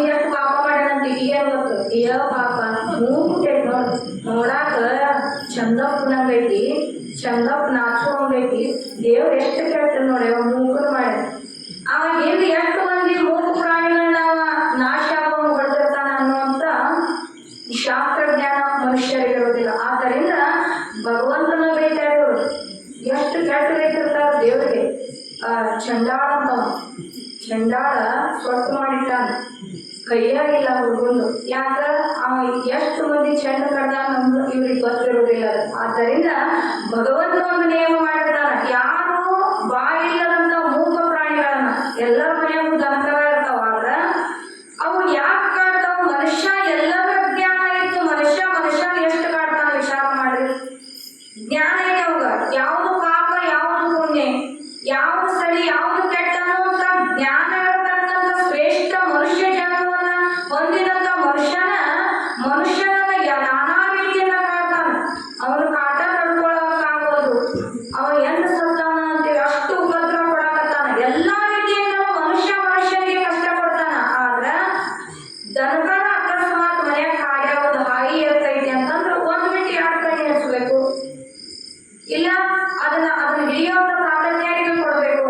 ಅದನ್ನ ಬಡಿಯೋದಾಗ್ಲಿ ಎಷ್ಟೋ ಮಂದಿ ಪ್ರೀತಿ ಅಂತದ ಅವ್ರು ಬರಿ ಕೊಟ್ಟಿರ್ತಾರ, ಬರಿ ಕೊಟ್ಟು ಅದ್ರ ಮೇಲೆ ಚಿತ್ರ ಮಾಡಿರ್ತಾರ. ಅವ್ರಿಗೆ ಆಗಿ ಮಟ್ಟಿಗೆ ಅದು ಖುಷಿ ಪಡ್ಬೋದು, ನೋಡಕ್ ಚಂದ ಆಗ್ಬೋದು. ಆದ್ರ ಭಗವಂತ ಒಂದು ನಿಯಮ ಏನಾಕಲ್ಲ, ಯಾರು ಮೂಕ ಪ್ರಾಣಿಗಳನ್ನ ನಿರ್ದಯಿತರಾಗಿ ಅಂದ್ರ ದುಃಖ ಹೊಂದತಕ್ಕಂಥ ಜೀವಿಗಳನ್ನ ಕಂಡು ದಯವುಳ್ಳವನಾಗದೆ ಇರುವುದೇ ನಿರ್ದಯ ಅಂತ ಹೇಳ್ತಾರ. ಸಕಲ ಪ್ರಾಣಿಗಳನ್ನ ಬಲವಂತವಾಗಿ ಹೊಡೆಯೋದಾಗ್ಲಿ ಕೊಲ್ಲೋದಾಗ್ಲಿ ಮಾಡಿದ್ವಿ ಅಂತಂದ್ರ ಭಗವಂತ ಅಂತವರನ್ನ ಪರಮಾತ್ಮ ಅಂಗವಿಕಲರನ್ನಾಗಿ ಮಾಡಿ ಭೂಮಿಗೆ ಚೆಲ್ಲುತ್ತಾನೆ. ಇದು ಪರಮಾತ್ಮನ ಕಟ್ಟಳೆಯಾಗಿರುತ್ತದೆ. ಇದನ್ನು ಸರ್ವರು ನೆನಪಿಡಬೇಕಾಗುವುದು ಅಂತ ಹೇಳಿ ಚನ್ನಬಸವೇಂದ್ರಪ್ಪ ಅವರು ಹುಬ್ಬಳ್ಳಿ ಮಲ್ಲಪ್ಪ ಹೇಳಕತ್ತಾರ. ಯಾಕಂದ್ರ ಇದ್ರ ವಿಷಯವಾಗಿ ಯಾರು ಬಹಳ ವಿಚಾರ ಮಾಡುದಿಲ್ಲ. ಉಳುವಿಗೆ ಬಂಡಿ ಓಡಿಸ್ತಿರ್ತಾರ, ಎಲ್ಲವೂ ಕುಟುಂಬ ಬಂಡಿ ಓಡಿಸ್ತಿರ್ತಾರ, ಎಷ್ಟು ಹೊಡಿತಿರ್ತಾರ ಅಂದ್ರ ಅವುಗಳು ಬಾಯಾಗಿನ ಜೊಲ್ ಹಂಗ ಹಾಡ್ತಿರ್ತೈತಿ, ಹಂಗ ಹೊಡಿತಿರ್ತಾರ. ತಾವೊಂದು ಕ್ಷಣ ಸಂತೋಷ ಪಡೋದಕ್ಕ ಆ ಮೂಕ ಪ್ರಾಣಿಗಳ ಮ್ಯಾಗ ಅಷ್ಟ ಕೆಟ್ಟದಾಗಿ ವರ್ತನೆಯನ್ನ ಮಾಡಿದೆ ಅಂತಂದ್ರ ಭಗವಂತನ ನಿಯಮವನ್ನ ನೀನು ದಾಟಲೇಬೇಕು. ಮುಂದ ಆ ಒಂದು ಗೋರ್ವನ್ನ ನೀನು ಉಂಗಲೇಬೇಕಾಗಿತ್ತು. ಇದು ಪರಮಾತ್ಮನ ಕಟ್ಟಳೆಯಾಗಿರುತ್ತದೆ. ಮುಂದೆ ಮಲ್ಲಪ್ಪನಿಂದ ಶಿಕ್ಷೆಯನ್ನು ಅನುಭವಿಸಿದ ನಂತರ ಅನ್ನುತ್ತಾರೆ, ನನಗೆ ಕೆಡಕು ಬಯಸುವವರು ಉಳಿದುಕೊಂಡರು. ಈಗ ಹೇಳ್ತಾರವರು ಯಾರು ಕೆಡಕು ಬಯಸಿದ್ರು? ಅವ್ರಿಗೆ ಯಾವ ಭೀಮಪ್ಪ ಮತ್ತು ಅವನ ಜೊತೆ ಇನ್ನೊಬ್ಬ ಶಿಷ್ಯ ಯಾವಾಗ ಈ ಸದ್ಗುರುನಾಥನ ಹೊರಗೆ ಹಾಕಬೇಕು ಅಂತ ಹೇಳಿ ಅವ್ರು ಕೂಡ ಇದ್ದವ್ರು ಕೂಡ ಮಾತಾಡ್ತಾರು, ಒಳಗ ಆ ಪ್ಲಾನ್ ಮಾಡ್ತಿದ್ರು ಅವರು. ಈ ಸಾಧು ಹೋಗಾಟ ಬರಾಗ ಎಲ್ಲಾರು ಬೇಕನ, ಸುಮ್ಮನೆ ಎಲ್ಲಾರು ಬೇಕನ, ಶೀಲ ಶಬ್ದಗಳಿಂದ ಅವ್ರು ಮಾತಾಡ್ತಾನ, ಯಾವ ಉಪಾಯ ಮಾಡಿ ಅವ್ರನ್ನ ಹೊರಗೆ ಹಾಕ್ಬೇಕು ಅಂತ ಅವ್ರು ಕೂಡ ಇದ್ದ ಆ ವಿಚಾರ ಮಾಡ್ತಿದ್ರಲ್ಲ, ಅವರು ಉಳಿದುಕೊಂಡ್ರು. ನನಗ ಕೇಳು ಬಯಸಬೇಕು ಅನ್ನುವಂಥವ್ರು ಉಳಿದುಕೊಂಡರು. ನೀನು ನಡುವೆ ಬಂದು ಶಿಷ್ಟುಕೊಂಡೆ, ಈ ಪಾಪ ನಿನಗೆ ಅಂಟಿಕೊಂಡಿತ್ತು ಅಂತ ಹೇಳ್ತಾರ. ಯಾಕಂದ್ರ ಮೂಕ ಪ್ರಾಣಿ ದನಕರುಗಳ ಮೇಲೆ ಮಾಡಿರ್ತಕ್ಕಂಥ ಪಾಪವೇ ಅವರಿಗೆ ಶಾಪದ ಮುಖಾಂತರ ಸದ್ಗುರುನಾಥನ ಮುಖಾಂತರ ಬರುವಂತದ್ದಾಯಿತು. ಒಬ್ಬ ತಪಸ್ವಿ ಅರಣ್ಯದೊಳಗ ಮೌನವಾಗಿ ತಪಸ್ಸನ್ನ ಮಾಡ್ತಾ ಇದ್ದ. ಮಾಡುವಂತ ಸಂದರ್ಭದೊಳಗ ಒಬ್ಬ ಬೇಡ ಕಟಕ ಒಂದು ಆಕಳನ್ನ ಬೆನ್ನಟ್ಕೊಂಡು ಬರ್ತಾ ಇದ್ದಂತ. ಬರುವಂತ ಸಮಯದೊಳಗ ಅದರ ಒಂದು ಹೆಜ್ಜೆ ಸಬ್ಳಕ ಈ ತಪಸ್ವಿ ಕಣ್ಣು ಬಿಟ್ಟು ನೋಡ್ತಾನ, ಆಕಳ ಅವನ ಕಣ್ಣು ಮುಂದ ಹಾಕ್ಬೋದದು. ಮೌನವಾಗಿ ತಪಸ್ಸು ಮಾಡ್ತಾ ಇದ್ದ ಅವನು ಮುಂದ ಹಾಕೋದು ಅವ ಬರ್ತಾನ. ಇತ್ತ ಒಂದು ಆಕಳ ಹೋದ್ರು ನೀನ್ ನೋಡಿದೇನು ಅಂತ ಕೇಳಿದಂತ. ಇವ ಮನುಷ್ಯನಾಗ ವಿಚಾರ ಮಾಡ್ತಾನ, ಇನ್ನ ಬಾಯಿ ಬಿಟ್ಟು ಇತ್ತ ಹೋತು ಅಂತ ಹೇಳಿದ್ರ ಇವ ಹೋಗಿ ಅದನ್ನು ಬಲವಂತವಾಗಿ ಕಡ್ದ ಬಿಡ್ತಾನ. ಮತ್ತೆ ಸುಳ್ಳು ಹೇಳಿದೆ ಅಂದ್ರ ನನಗೇನಾದ್ರು ಜೀವ ಹಾನಿ ಮಾಡ್ತಾನ ಅಂತ ಹೇಳಿ ಬಾಯಿಲಿ ಏನು ಹೇಳ್ದಂಗ ಸುಮ್ಮನೆ ಬಲಗೈ ಮಾಡಿ ತೋರಿಸಿದ. ಯಾರು? ತಪಸ್ವಿ. ಅದ ಆಕಳ ಹೋಗಿರೋ ದಿಕ್ಕನ್ನ ತನ್ನ ಬಲಹಸ್ತದಿಂದ ತೋರಿಸಿದಂತ. ಅವ ಅದನ್ನ ಬೆನ್ನಟ್ಕೊಂಡು ಹೋದ. ಮುಂದ ಒಂದು ಅನಾಂತರವಾಗಿ ಗಂಡಾಂತರ ಬಂತು. ಯಾರಿಗೆ? ತಪಸ್ವಿಗೆ. ತನ್ನ ತಪ್ಪನ್ನ ತಾನು ತಿದ್ದಿಕೊಳ್ಳಲಿಕ್ಕೆ ಅವಾಗ ಏನೋ ಒಂದು ಅನಾಹುತದಿಂದ ಒಂದು ತೊಂದರೆಗೆ ಸಿಲುಕಿಕೊಂಡಾಗ ರಾಜನ ಬಳಿ ಕರ್ಕೊಂಡು ಹೋಗಿರ್ತಾರ. ಕರ್ಕೊಂಡು ಹೋದಾಗ ಇವನು ಶಿರಕ್ಷೇದನ ಮಾಡಿದ್ರೆ ಏನಂತ ರಾಜ ಅಲ್ಲಿ ಇರ್ತಕ್ಕಂಥ ಮಂತ್ರಿಗಳ ಕಟ್ಟುಗಳಿಂದ ಅವನ ಶಿರವನ್ನ ಈಗ ಕಡಿದ್ರೆ ಪುನಃ ಶಿರ ತನ್ನ ಜಗತ್ತ ಕೂಡ್ಕೊಂಡಿತ್ತಂತ. ಎಲ್ಲರಿಗೂ ವಿಚಿತ್ರ ಆಯ್ತು. ಏನಿದು ಇಂಥ ಚೂಪಾದ ಗರ್ಜಿಯಿಂದ ಶಿರವನ್ನ ನಾವು ಕಡಿದ್ರೂ ಕೂಡ ಅದು ಕತ್ತರಿಸುವಲ್ಲ ಅಂತಂದಾಗ ರಾಜ ಹೇಳಿದಂತ ನಡಕ್ ಹಾಕ್ರಿ ಅನ್ನಂತ. ನಡಕ್ ಹಾಕಿದ್ರು ಅಲ್ಲಿ ಕೂಡ ಅದು ಇಬ್ಬಾಗ ಆಗ್ಲಿಲ್ಲ, ಪುನಃ ಯಥಾಸ್ಥಿತಿಯಾಗಿ ಇತ್ತು. ಕಾಲು ಕಡೀರಿ ಅಂದ, ಕಾಲು ಹೋಗ್ಲಿಲ್ಲ. ಎಡಗೈ ಕಡೀರಿ ಅನ್ನೋದು ಅಂದ, ಎಡಗೈ ಕಡಿದ್ರು ಅದು ಹೋಗ್ಲಿಲ್ಲ. ಬಲಗೈ ಕಡೀರಿ ಅನ್ನಂತ. ಬಲಗೈ ಕಡಿದ ತಕ್ಷಣ ಅದರ ಕತ್ತರಿಸಿ ನೆಲಕ್ಕೆ ಬಿಟ್ಟಂತ. ಅವಾಗ ತನ್ನ ತಪಶಕ್ತಿಯಿಂದ ವಿಚಾರ ಮಾಡ್ತಾನೆ. ಒಂದು ಸಣ್ಣ ಒಂದು ಇರುವಿನ ಕೊಲ್ಲದೆ ಇರತಕ್ಕಂಥವ್ನು ನಾನು, ನನಗೆ ಯಾಕ ಈ ಒಂದು ಭಾಗಕ್ಕೆ ಯಾಕ ನನಗೆ ಶಕ್ತಿ ಸಾಮರ್ಥ್ಯ, ನನ್ನ ತಪಸ್ಸಿನ ಶಕ್ತಿ ಈ ಒಂದು ಭಾಗಕ್ಕೆ ಯಾಕೆ ಬರಲಿಲ್ಲ ಅಂತ ವಿಚಾರ ಮಾಡಿದಾಗ ಹಿಂದ ಅವ ಯಾವ ಕೈಲಿ ಆ ಮೂಕ ಪ್ರಾಣಿ ಹೋಗಿರ್ತಕ್ಕಂಥ ಸ್ಥಳವನ್ನು ತೋರಿಸಿದ್ನಲ್ಲ, ಆ ಒಂದು ಮೂಕ ಪ್ರಾಣಿ ಅವ ಕಟ್ಟಡ ಹೊಂದಿದ್ದ. ಇವ ತೋರಿಸ್ಲಿಕ್ಕೆ ಅದನ್ನು ಬೆನ್ನಟ್ಟಿ ಹೋಗ್ತಿದ್ದಿದ್ದಿಲ್ಲ. ನನ್ನ ಶರೀರವನ್ನ ಒತ್ತಿ ಇಟ್ಟು ನಾನು ಅದನ್ನು ಬದುಕಿಸಿದ್ದೆ ಅಂತಂದ್ರೆ ನನ್ನ ಜನ್ಮ ಸಾರ್ಥಕ್ಕಿತ್ತು. ನಾನು ಮಹಾತ್ಮನಾಗಿ ಆ ಮೂಕ ಪ್ರಾಣಿ ಹೋದಂತ ಒಂದು ಸ್ಥಳವನ್ನ ನಾನು ತೋರಿಸಿದ್ದಕ್ಕ ಈ ಒಂದು ಪರಿಸ್ಥಿತಿ ನನಗೆ ಬಂತು ಅಂತ ವಿಚಾರ ಮಾಡಿ ನನ್ನ ಬರೆದು ಮಾಡಿ ತೋರಿಸಿದ್ದಕ್ಕ ಅಂತ ಒಂದು ಶಿಕ್ಷೆಗೆ ಗುರಿಯಾದ. ಆಗ ನಾವು ಎಲ್ಲದರ ವಿಚಾರವನ್ನ ಮಾಡಿ ಕೂಡ ಆ ಮೂಕ ಪ್ರಾಣಿಗಳ ಮೇಲೆ ನಾವು ಕಠೋರವಾಗಿ ಬಲವಂತವಾಗಿ ಅವಕ್ಕ ಹಿಂಸೆಯನ್ನ ಕೊಟ್ವಿ ಅಂತಂದ್ರೆ ಭಗವಂತನ ಕಟ್ಟಳೆಯ ಪ್ರಕಾರ ಮುಂದಿನ ಜನ್ಮದೊಳಗ ಅಂಗವಿಕಲರಾಗಿ ಹುಟ್ಟುತ್ತೀವಿ. ಇದನ್ನ ಭಗವಂತ ಸದ್ಗುರುನಾಥ ಹುಬ್ಬಳ್ಳಿ ಮಲ್ಲಪ್ಪನಿಗೆ ತಿಳಿಸಿ ಹೇಳ್ತಾ ಇದ್ದ.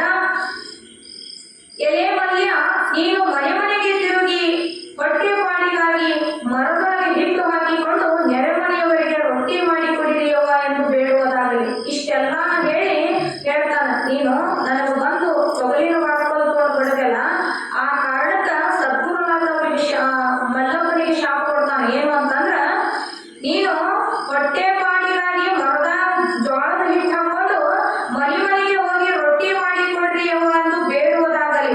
ಮನೆಯೊಳಗೆ ಇದ್ದ ಮಡದಿಯು ಅಳಿದು ಹೋಗಲಿ, ನಿನಗೆ ಬಡತನದ ಬಾಧೆಯು ಬಂದು ದುಃಖ ಹೊಂದುವನಾಗೆಂದು ಶಾಪ ನೀಡಿದನು. ಅದೇ ರೀತಿಯಲ್ಲಿ ಮಲ್ಲಪ್ಪನಿಗೆ ಬಡತನ ಬಂದೊದಗಿತು. ಮುಂದೆ ಅವನ ಹೆಂಡತಿ ಮರಣವನ್ನಪ್ಪಿದಳು. ಅವರು ನುಡಿದಂತೆ ಅವನ ಮನೆಯ ಬಾಗಿಲ ಕದವು ಇಲ್ಲದೆ ಬಾಗಿಲಕ್ಕೆ ಗೋಣಿ ಚೀಲವನ್ನ ಕಟ್ಟಿ ಬಾಳುವಂತೆ ಆದನು. ಸಾಮಾನ್ಯವಾಗಿ ಮಾತಾಡ್ತಿರ್ತಾರೆ ನೋಡು, ಹಿಂದಿನ ಮುದುಕ್ಯಾರಾಗ್ಲಿ ಅಜ್ಜಗಳು ಏನಂತಿರ್ತಾರಂದ್ರ, ನಮಗೂ ತಿಳಿ ಹೊತ್ನ್ಯಾಗ ಒಂದು ದೊಡ್ಡ ಮಧ್ಯಾಹ್ನ 12 ಎಕರೆ ಕಮತಿತ್ತು, ಮತ್ತ ಈಗಿನ್ಯಾಗ ಬಂದು ಅದನ್ನೆಲ್ಲ ಹೆಂಗ್ ಖರ್ಚು ಮಾಡಿದ್ರು, ಹೆಂಗ್ ಹಾಳಾತೋ ಅಷ್ಟು 100 ಎಕರೆ ಭೂಮಿ ಇದ್ದವರು ಈಗ 2 ಎಕರೆಗೆ ಬಂದು ನಿಂತಾರ ಅಂತ. ಹೆಂಗದು ಗೊತ್ತಿಲ್ಲದ ಹೆಂಗ ಕ್ಷಣಿಕ ಹೋಗಿರ್ತದೆ, ಅದನ್ನ ಕಣ್ಣಾರೆ ನೋಡ್ದಂತವ್ರು ಅವ್ರ ಅನುಭವನ ಹೇಳ್ತಾ ಇರ್ತಾರ. ಹಂಗ ಅದು ಕಾಲಾಂತರದಲ್ಲಿ ಆಗಿತ್ತು. ಆದ್ರ ಭಗವಂತ ನುಡಿದ ಶಾಪ ಹೆಂಗಿತ್ತು ಅಂತಂದ್ರ, ಅವ್ರು ಎಷ್ಟು ಸಮಯದೊಳಗೆ ಹೇಳಿರ್ತಾರಲ್ಲ ಅಷ್ಟೇ ಹೊತ್ತಿನೊಳಗೆ ನಾವು ಬೇಕಾದಂತ ಕೋಟ್ಯಾಧೀಶರಾದ್ರೂ ಕೂಡ ಸದ್ಗುರುನಾಥನ ನುಡಿದಂತೆ ಕ್ಷಣಾರ್ಧದಲ್ಲಿ ಆ ಶಾಪ ಅವರಿಗೆ ತಟ್ಟಲೇಬೇಕಾಗಿತ್ತು. ಅದೇ ರೀತಿ ಅವ 10 ಚೀಲಗಟ್ಟಲೆ ರಾಶಿಗಟ್ಟಲೆ ಜೋಳವನ್ನ ಬೆಳೆಯತಕ್ಕಂತ ಹುಬ್ಬಳ್ಳಿ ಮಲ್ಲಪ್ಪ ಸದ್ಗುರುನಾಥನ ಶಾಪಕ್ಕೆ ಗುರಿಯಾಗಿ ಕೆಲವೇ ದಿನಗಳಲ್ಲಿ ಬಡತನ ಅನ್ನುವಂಥದ್ದು ಬಂತು. ಮತ್ತ ಮನೆಯೊಳಗಿರತಕ್ಕಂತ ಹೆಂಡತಿ ಕ್ಷಣಾರ್ಧದಲ್ಲಿ ಸಾವನ್ನ ಅಪ್ಪಿದಳು. ಅವರು ನುಡಿದಂತೆ ಅವರ ಮನೆ ಬಾಗಿಲಿಗೆ ಕದ ಹೊಡೆದು ಗೋಣಿ ಚೀಲ ಹಾಕುವಂತ ಪ್ರಸಂಗ ಬಂತು. ಚಂದ್ರಶೇಖರ ಯೋಗಿಗಳು ಹೇಗೆ ಮರುಗಿಕೊಂಡರು ಹಾಗೆಯೇ ಮಲ್ಲಪ್ಪನಿಗೂ ಬಡತನ ಬಾಧೆ ಬಂದು ಕಷ್ಟ ಹೊಂದುವನಾದನು. ಅದೇ ರೀತಿಯಾಗಿ ಚಂದ್ರಶೇಖರ ದೇವರು ನುಡಿದಂತೆ ಮನೆಯೊಳಗಿನ ಮಡದಿಯು 3 ತಿಂಗಳೊಳಗಾಗಿ ಮಡಿದು ಹೋದಳು. ಮನೆಯಲ್ಲಿರುವ ಸಣ್ಣ ಮಕ್ಕಳುಗಳು ಗಾಳಿಗಿಟ್ಟ ದೀಪದಂತೆ ಇವನ ಸಿರಿ ಸಂಪತ್ತು ಅಡಗಿ ಹೋಯಿತು. 3 ಮಕ್ಕಳನ್ನು ಕಟ್ಟಿಕೊಂಡು ಬಾಳುವಂತವನಾದನು. ರೊಟ್ಟಿಯ ಸಲುವಾಗಿ ಮನೆ ಮನೆಗೆ ಹಿಟ್ಟು ಹಿಡಿದುಕೊಂಡು ಹೋಗಿ 2 ರೊಟ್ಟಿ ಮಾಡಿಕೊಡ್ರೇವು ಅಂತ ಹೇಳಿ ಮನೆ ಮನೆಗೆ ಹಿಟ್ಟು ಹಾಕೊಂಡು ಹೊಂಟ. 8 ದಿನ ಮಾಡಿಕೊಡ್ತಾರ ರೊಟ್ಟಿ, 1 ದಿನ ಬಂದಾನ ಪಾಪ ಗಣಮಾನ ಅಂತೇಳಿ 1 ದಿನ ಮಾಡಿಕೊಡ್ತಾರ, ಹೋಗಿ 2 ದಿನ ಮಾಡಿಕೊಡ್ತಾರ. ದಿನ ಮಾಡಿದ್ರೆ ಯಾರು ಮಾಡ್ತಾರ? ಯಾರೂ ಮಾಡಿಕೊಡ್ಲಿಲ್ಲ. ಅವನ ಸಹಾಯಕ ಯಾರೂ ಆಗಲಿಲ್ಲ. ತಾನು ಇನ್ನೊಬ್ಬರಲ್ಲಿಗೆ ದುಡಿದು ತಿನ್ನಬೇಕಾಗುವಂತ ಪ್ರಸಂಗ ಬಂತು. ಮತ್ತು ಬಡತನಕ್ಕೆ ಬಂದು ತಂದ ಸಾಲವನ್ನು ಮುಟ್ಟಿಸದಂತಾಯಿತು. ದುಡಿದು ತಂದ ಕೂಲಿಯು ತನಗೆ ಮಕ್ಕಳಿಗೆ ಸಾಲದಾಯಿತು. ಮನೆಯಲ್ಲಿ ಎತ್ತು ಎಮ್ಮೆ ದನಕರುಗಳು ಇಲ್ಲದೆ ತೊತ್ತಿನಂತೆ ಮನೆ ಕೆಲಸ ಮಾಡುವುದು ಮತ್ತು ನಿತ್ಯ ಕೂಲಿ ಮಾಡಿ ತರುವುದಾಯಿತು. ಇಂತಹ ಘೋರ ಯಾತನೆಗೆ ಸಿಲುಕುವನಾದನ. ಒಮ್ಮೆ 10 ತಂದು ಮತ್ತೊಮ್ಮೆ 10 ತಂದ್ರು ಇನ್ನು ಹೊಲದಾಗ ರಾಶಿಗಟ್ಟಲೆ ಚೀಲ ಜೋಳ ಬೆಳೆಯುವಂತ ಮನುಷ್ಯ ಸದ್ಗುರುನಾಥನ ಶಾಪಕ್ಕೆ ಕ್ಷಣಾರ್ಧದೊಳಗ ಒಂದು ತುತ್ತು ಅನ್ನಕ್ಕೂ ಸಹ ಗತಿಯಾಗದ ಮಕ್ಕಳು ಹೊರಗುವಂತ ಸಮಯ ಬಂತು. ಹುಬ್ಬಳ್ಳಿಯ ಮಲ್ಲಪ್ಪನಿಗೆ ಊರೊಳಗೆ ಯಾರಿಂದಲೂ ಏನು ಸಹಾಯ ಆಗಲಿಲ್ಲ. ನೋಡ್ರಿ, ಅವ 10 ಚೀಲ ಜೋಳ ಬೆಳೆಯುವ ದೊಡ್ಡ ಶ್ರೀಮಂತಿಕೆ ಒಳಗ ಅಧಿಕಾರದೊಳಗ ಇದ್ದ. ಎಲ್ಲರೂ ಒಂದು ಸಮ್ಮುಖದೊಳಗೆ ಇರುವಂತ ಹುಬ್ಬಳ್ಳಿ ಮಲ್ಲಪ್ಪ ಯಾವಾಗ ಒಂದು ಬಡತನ ಒಂದು ಮನೆಗೆ ರೊಟ್ಟಿ ಅಡ್ಡಾಡಕತ್ತೋ ಊರಾಗ ಯಾರು ಸಹಾಯ ಮಾಡ್ಲಿಲ್ಲ ಅಂತವ್ರು. ಮಾಡ್ಬೇಕಾಗಿತ್ತಲ್ಲ, ಇವ ಹಿಂದ್ ಬಾಳ ದೊಡ್ಡವಾಗಿ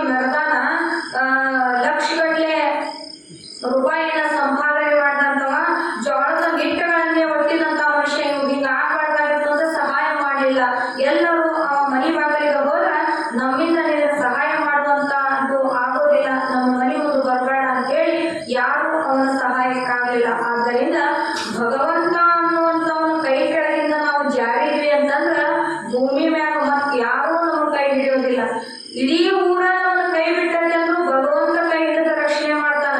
ಅಂತ ಪತಿತೋದ್ಧಾರಕನ ಕೈಯಿಂದ ನಾವು ಒಮ್ಮೆ ಜಾರಿ ಹೋದ್ವಿ ಅಂತಂದ್ರ ಮತ್ತ ಭೂಮಿ ಮೇಲೆ ನಮ್ಮನ್ನ ರಕ್ಷಣೆ ಮಾಡಲು ಯಾರೂ ಸಮರ್ಥರಿಲ್ಲ. ಆದ್ದರಿಂದ ಇಲ್ಲಿ ಸರ್ಪಭೂಷಣ ಶಿವಯೋಗಿಗಳ ಮನುಷ್ಯನ ಎಚ್ಚರಿಸ್ತಾರ. ಋಣಕ್ಕೆ ಮುಸುರುವ ನೊಣಗಳಂತೆ ನಿನ್ನನ್ನು ಜನರು ಹಣವಿರುವ ಪರ್ಯಂತ ಓಲೈಪರು. ನಿನ್ನ ಹತ್ರ ಹಣ ಇರುವಾಗ ಮಾತ್ರ ಜನ ನಿನ್ನ ಹೆದರ್ತಾರ. ಹಣವು ನಿನ್ನೊಳ ಮುಗಿದ ಗಳಿಗೆ ಯೊಳಗ ಜನರೇ ಹೆಣವ ಕಂಡಂತೆ ದೂರಕ್ಕೆ ಹೋಗುತ್ತಿವರು. ಎಚ್ಚರದಿಂದ ಇರು. ಯಾಕ ಭಗವಂತನ ಜೊತೆ ನಾವು ಜಗಳವನ್ನ ಮಾಡೋದಾಗ್ಲಿ, ಅವ್ರಿಗ ನಮ್ಮ ಸಂಪತ್ತಿನಿಂದ ಅವ್ರ ಜೊತೆ ಅಹಂಕಾರದಿಂದ ನುಡಿಯೊಳಗಾಗಲಿ ನಡಿಯೊಳಗಾಗಲಿ ಭಗವಂತನ ಮುಂದೆ ನಾವು ಮಾಡಿದ್ವಿ ಅಂತಂದ್ರ ಅದು ಎಂಥ ಪಾಪಕ ಮನುಷ್ಯನನ್ನ ಗುರಿ ಮಾಡ್ತದ ಅಂತಂದ್ರ ಅನ್ಯರು ಯಾರು ನಮ್ಮನ್ನ ರಕ್ಷಣೆಯನ್ನ ಮಾಡಿಕೊಳ್ಳೋದಿಲ್ಲ. ಹುಣ್ಣಿಗೆ ಮುತ್ತಿಕೊಳ್ಳುವ ನೊಣಗಳಂತೆ ಜನರು ನಿನ್ನಲ್ಲಿ ಹಣವೆಂಬ ಋಣವಿರುವವರೆಗೆ ಮುದ್ದಾಡಿ ಗೌರವಿಸುವರು. ಅಕಸ್ಮಾತ್ ನಮ್ಮ ಹತ್ರ ದುಡ್ಡಿತ್ತು ಅಂತಂದ್ರ ಜನ ನೀ ಎಲ್ಲಿ ಹೋದ್ರು ತಮ್ಮ ಹೆಗಲ ಮೇಲೆ ವಸ್ತ್ರ ಹಾಕೊಂಡಿರ್ತಾರೆ. ಯಾಕ ಅವನ ಕೈಲಿ ಹಣ ಐತಿ, ಅವನಿಂದ ನಾವು ಶಿಡ್ಗಡಿ ಅನ್ನುವಂಥದ್ದಿತ್ತು ಅಂತಂದ್ರ ಬಹಳ ಗೌರವ ಕೊಡ್ತಾರ. ಸುತ್ತೆಲ್ಲ ಮುತ್ತಿಕೊಂಡಿರುವರು. ನಿನ್ನಿಂದ ಆ ಹಣವೇ ತೊಲಗಿ ಹೋದಾಗ ಆ ಗಳಿಗೆಗೆ ಆ ಜನರೇ ನಿನ್ನನ್ನು ಹೆಣದಂತೆ ತಿಳಿದು ದೂರ ಸಾಗಿ ಬಿಡುವರು.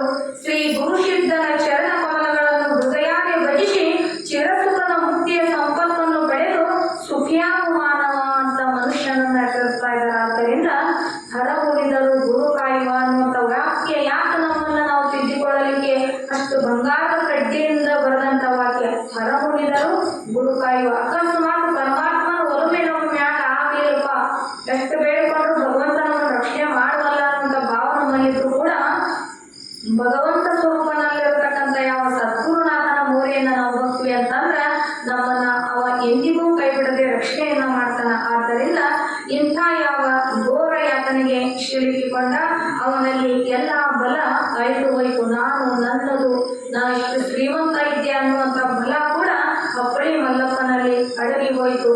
ಬಲವಾದ ಕಾಲಕ್ಕೆ ನಲೆಬದ್ದು ಬಡಿಯುವುದು ಕುಲ ಛಲ ಕಲಹ ಶಿರಿಯು ಸಂಗ್ರಾಮಗಳು ಬಲವಿರುವ ತನಕ ಅಂತ ಹೇಳ್ತಾರೆ. ನಮ್ಮಲ್ಲಿ ಐಶ್ವರ್ಯ ಸಂಪತ್ತು ಬಲ ಅನ್ನುವಂಥ ನಮ್ಮಲ್ಲಿ ಅದೆಲ್ಲ ಇದ್ದಾಗ ಮಾತ್ರ ಮನುಷ್ಯ ಜಗದಾಡಿ ಹಾರಾಡಿ ಮಾತಾಡ್ತಾನೆ.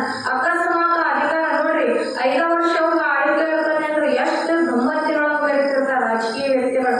ಅಕಸ್ಮಾತ್ ಮುಂದಿನ ವರ್ಷ ಒಬ್ಬರದ್ದು ನಾನು ಇದಾಗ ಮತ್ತು ನಾನು ಬರ್ತಾನೆ ಅಂತ ಆಶೆ ಇಟ್ಕೊಂಡಿರ್ತಾನೆ. ಅಕಸ್ಮಾತ್ ಆ ಇಲೆಕ್ಷನ್ ಒಳಗೆ ಸೋತ ಅಂತಂದ್ರ ಹೆಂಗಿದ್ದಿದ್ದು ಕಿಮ್ಮತ್ ನಮ್ಗೆ ಬರ್ತೈತೇನು? ಇರುವುದಿಲ್ಲ. ಎಲ್ಲಾರು ಚೀತು ಅಂತ ಆರಿಸ್ತಾನ್ವಿ ಇದೇನು ಮಾಡೈತಿ ಅಧಿಕಾರ ಗೌರವ ಕೊಡ್ತಾನೆ. ಮುಂದೆ ಬಂದ್ರು ಕಣ್ಣು ಎತ್ತದಂಗೆ ನೋಡ್ತಾರೆ. ಅಕಸ್ಮಾತ್ ಅಧಿಕಾರದಾಗಿದ್ದ ಅಂತಂದ್ರ ಅವ ಸುಮ್ಮನೆ ಇದ್ರು ಅವ ಶರಣಾಗಿ ಕೈ ಮುಗಿತಾರೆ. ಗುರುವಿಗೆ ಮುಗಿಲಿಕ್ಕೂ ಆ ರಾಜಕೀಯ ವ್ಯಕ್ತಿಗಳಿಗೆ ಮುಗಿತಾರೆ. ಯಾಕ ಅಧಿಕಾರ ಅನ್ನುವಂಥದ್ದು ಅವನಲ್ಲಿ ಇದ್ದಾಗ ಮಾತ್ರ. ಅಕಸ್ಮಾತ್ ಅಧಿಕಾರ ಬಂತಂದ್ರ ಸಾದಾ ಸೀದಾ ವ್ಯಕ್ತಿ ಯಾರು ಗೌರವ ಕೊಡೋದಿಲ್ಲ. ಹಂಗ ಇವನಲ್ಲಿ ಆ ಐಶ್ವರ್ಯ ಸಂಪತ್ತಿನಿಂದ ಗುರುನಾಥನನ್ನ ಎದುರು ಹಾಕೊಂಡ ಅದು ಯಾವಾಗ ಅಳಿದು ಹೋತು ಅವಾಗ ತದ ಕಾಣಿಸೋ ಗುಂಡು ಕಲಿಮ್ಯಾಗ ಸೋಲ ಕೊಡ್ತಾಂತ. ಅಂತ ಯಾವ ಮಕ್ಕಳೇ ಮಲ್ಲಪ್ಪನಿಗೆ ಊರೊಳಗೆ ಯಾರು ಏನು ಸಹಾಯ ಮಾಡಲಾಯಿತು. ಇಂಥವ ಬಡತನವು ಬಂದು ಸೇರಿತು. ಮುಂದೆ ಕೆಲವು ದಿನಗಳಾದ ಮೇಲೆ ಬಾವಿಹಾಳದಿಂದ ಹೊಸೂರವರಾದ ಭಜನೆ ಸಂಘದವರಿಗೆ ಬಾವಿಹಾಳದ ಸಪ್ತಕಕ್ಕೆ ಬರಬೇಕೆಂದು ಆಮಂತ್ರಣ ಕಾಯಿಕೊಟ್ಟರು. ಅದರಂತೆ ಭಜನಾ ಸಂಘದವರು ಕೂಡ ಗಿರಿಮಲ್ಲಪ್ಪನು, ಗಾಳಿಗೆ ಮಲ್ಲಪ್ಪನು, ಮುತವಾಡ ಬಸಪ್ಪ ಮೊದಲಾದವರು ಕೂಡಿಕೊಂಡು ಬಾವಿಹಾಳಕ್ಕೆ ಹೋಗಲು ನಿರ್ಧರಿಸಿದರು. ಯಾವ ಹೊಸೂರು ಗ್ರಾಮದವರಿಗೆ ಬಾವಿಹಾಳದ ವತಿಯಿಂದ ನಮ್ಮೂರಿಗೆ ನೀವು ಭಜನಾ ಸಪ್ತಾಹಕ್ಕೆ ಬರಬೇಕು ಅಂತೇಳಿ ಬಾವಿಹಾಳದ ಮುಖಂಡರವರಿಗೆ ಹೋಗಿ ಆಮಂತ್ರಣ ಕೊಟ್ಟಾಗ ಹೊಸೂರವರು ಎಲ್ಲ ಭಜನಾ ಮೇಳದವರು ಬಂದು ಬಾವಿಹಾಳಕ್ಕೆ ಭಜನೆ ಮಾಡೋಣ ಅಂತ ವಿಚಾರವನ್ನ ಮಾಡಿಕೊಂಡು ಎಲ್ಲರೂ ಕೂಡಿ ಬರುವಂತ ಸಂದರ್ಭದೊಳಗ ಆಗ ಭಜನೆ ಸಂಘದವರು ಎನ್ನುತ್ತಾರೆ. ಯಾರಿಗೆ ಹಪ್ಪಳಿ ಮಲ್ಲಪ್ಪನ ಬಡತನವನ್ನ ಕಂಡು ಭಜನೆ ಸಂಘದವರು ಅಂತಾರ. ಮಲ್ಲಪ್ಪನ ದುರ್ಗತಿಗೆ ಚಂದ್ರಶಿವೇಂದ್ರ ಯೋಗಿಗಳವರ ಶಾಪವೇ ಕಾರಣವಾಗಿರುತ್ತದೆ. ಅವನ ಶಾಪ ಪರಿಹಾರ ಮಾಡುವುದಕ್ಕೆ ಚಂದ್ರಶಿವೇಂದ್ರ ದೇವರಿಗೆ ಬೇಡಿಕೊಂಡು ಬರೋಣವ ಎಂದು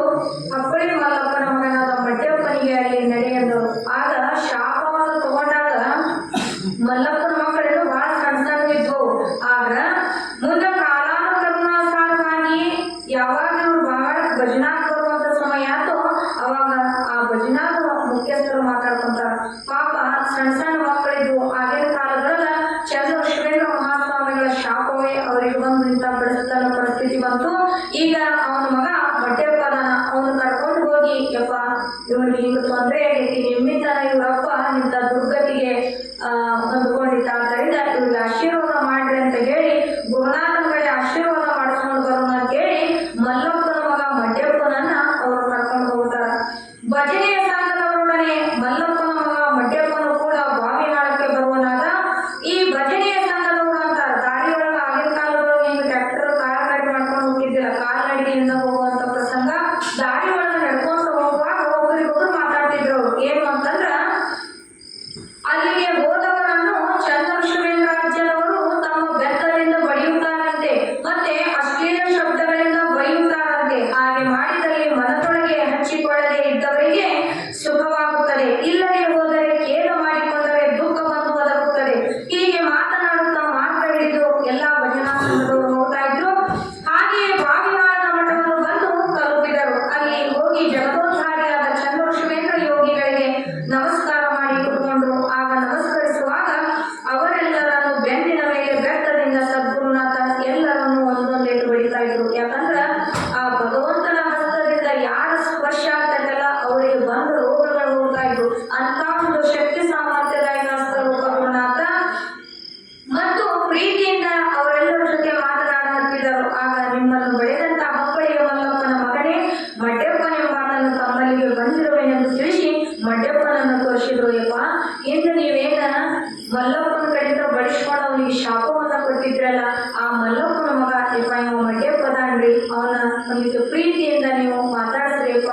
ಅವ್ರು ಬಹಳ ಕಷ್ಟಕ್ಕೊಳಗಾಗ್ಯಾರ, ತಾಯಿನೂ ತೀರ್ಕೊಂಡು ಹೋದ್ರು, ಅವ್ರ ಹೊಲ ಮನೆ ಎಲ್ಲ ಗಾಳಿ ಇಟ್ಟ ದೀಪದಂತೆ ನಾಶ ಆಗಿ ಹೋಯ್ತು, ಅವನನ್ನ ರಕ್ಷಣೆ ಮಾಡ್ರಿಪ್ಪ ಅಂತ ಬೇಡ್ಕೊಂಡಾಗ ಕರುಣಾಮಯಿ ದಯಾಸಾಗರನಾಗಿರ್ತಕ್ಕಂಥ ಚಂದ್ರಶುರೇಂದ್ರ ಆ ಮಡ್ಯಪ್ಪನನ್ನು ತಮ್ಮ ಹತ್ತಿರ ಕರ್ಕೊಂಡು ಪ್ರೀತಿಯಿಂದ ಅವನನ್ನ ಬೋಳೈಸಿದ್ರು, ಅಂದ್ರ ಕಲಿಸವರಿಗಂತ.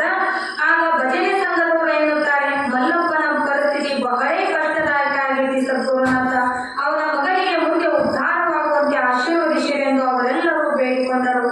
ಆಗ ಮಡ್ಯಪ್ಪನಿಗೆ ಕರೆದು ನಿನಗೆ ಸುಖವಾಗಲಿ ಎಂದು ಆಶೀರ್ವದಿಸಿದರು. ಮುಂದೆ ಮಲ್ಲಪ್ಪನ ಮಗನಾದ ಮಡ್ಯಪ್ಪನೆಂಬಾತನು ಅವರ ಅನುಗ್ರಹದಿಂದ ಅಲ್ಲಿಯೇ ಭಸ್ಮ ತೆಗೆದುಕೊಂಡು ಬಂದು ಮಡ್ಯಪ್ಪನು ತನ್ನ ಬಲದ ತುಂಬೆಲ್ಲ ಚಂದ್ರಶುರೇಂದ್ರ ಯೋಗಿಗಳ ನಾಮ ತೆಗೆದುಕೊಂಡು ಅದನ್ನು ಸ್ಮರಿಸುತ್ತಾ ಆ ಭಸ್ಮವನ್ನು ಬಲದ ತುಂಬೆಲ್ಲ ಸಿಂಪಡಿಸಿದನು. ಅದರಿಂದ ಬೆಳೆಯು ಬರಲಾರದ ಫಲವು ಸಂಪೂರ್ಣವಾಗಿ ಬೆಳೆದು ಬಂದು ನಿಂತು ನೋಡುವಂತೆ ಸೊಗಸಾಗಿ ಬೆಳೆಯು ಬಂದಿತು. ಹೊಲದಲ್ಲಿ ಲಕ್ಷ್ಮಿ ತೂಗ್ಯಾಡ ಹತ್ತಿದಳು. ಇದು ಮಹಾ ಅವತಾರಿಗಳ ಅನುಗ್ರಹವೇ ಎಂದೇ ತಿಳಿಯಬೇಕು.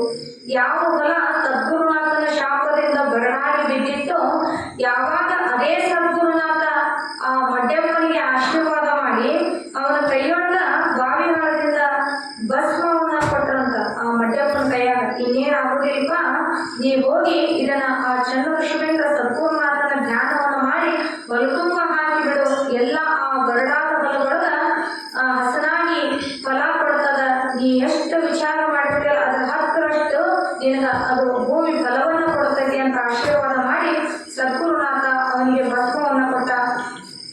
ಗುರುನಾಥನ ಹಸ್ತದಿಂದ ಬಂದಿದ್ದು ಬರೀ ಅಂಗಾರವಾದರೂ ಕೂಡ ಅದು ನಂಬಿರತಕ್ಕಂಥ ಭಕ್ತರ ಮನಸ್ಸಿಗೆ ಅದು ಬಂಗಾರ.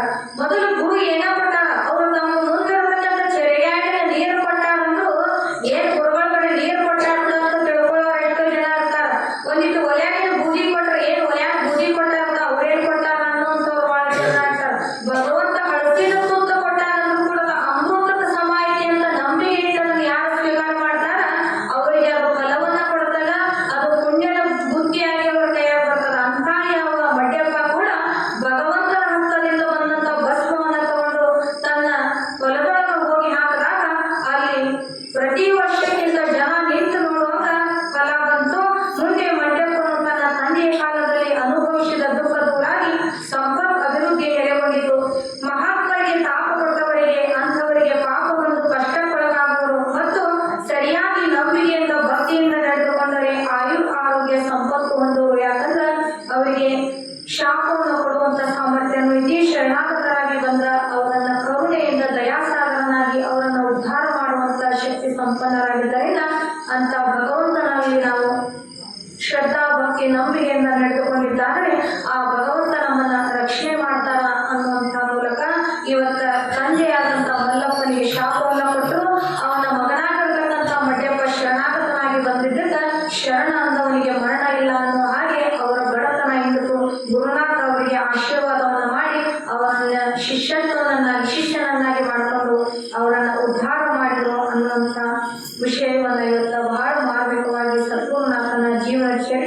ಇವತ್ತು ನಾವು ಶ್ರವಣ ಮಾಡಿದ್ದೀವಿ ಎಂಬಲ್ಲಿಗೆ 19ನೇ ಅಧ್ಯಾಯಕ್ಕೆ ಸಂಪೂರ್ಣ ಮಂಗಳ ವಸ್ತು. ಓಂ ತತ್ಸತ್ ಪರಬ್ರಹ್ಮಣೇ ನಮಃ. ಜೈ ಮಂಗಳಂ ಜೈ ನಮೋ ಪಾರ್ವತೀಪತೆ ಶಿವ ಹರ ಹರ ಮಹಾದೇವ.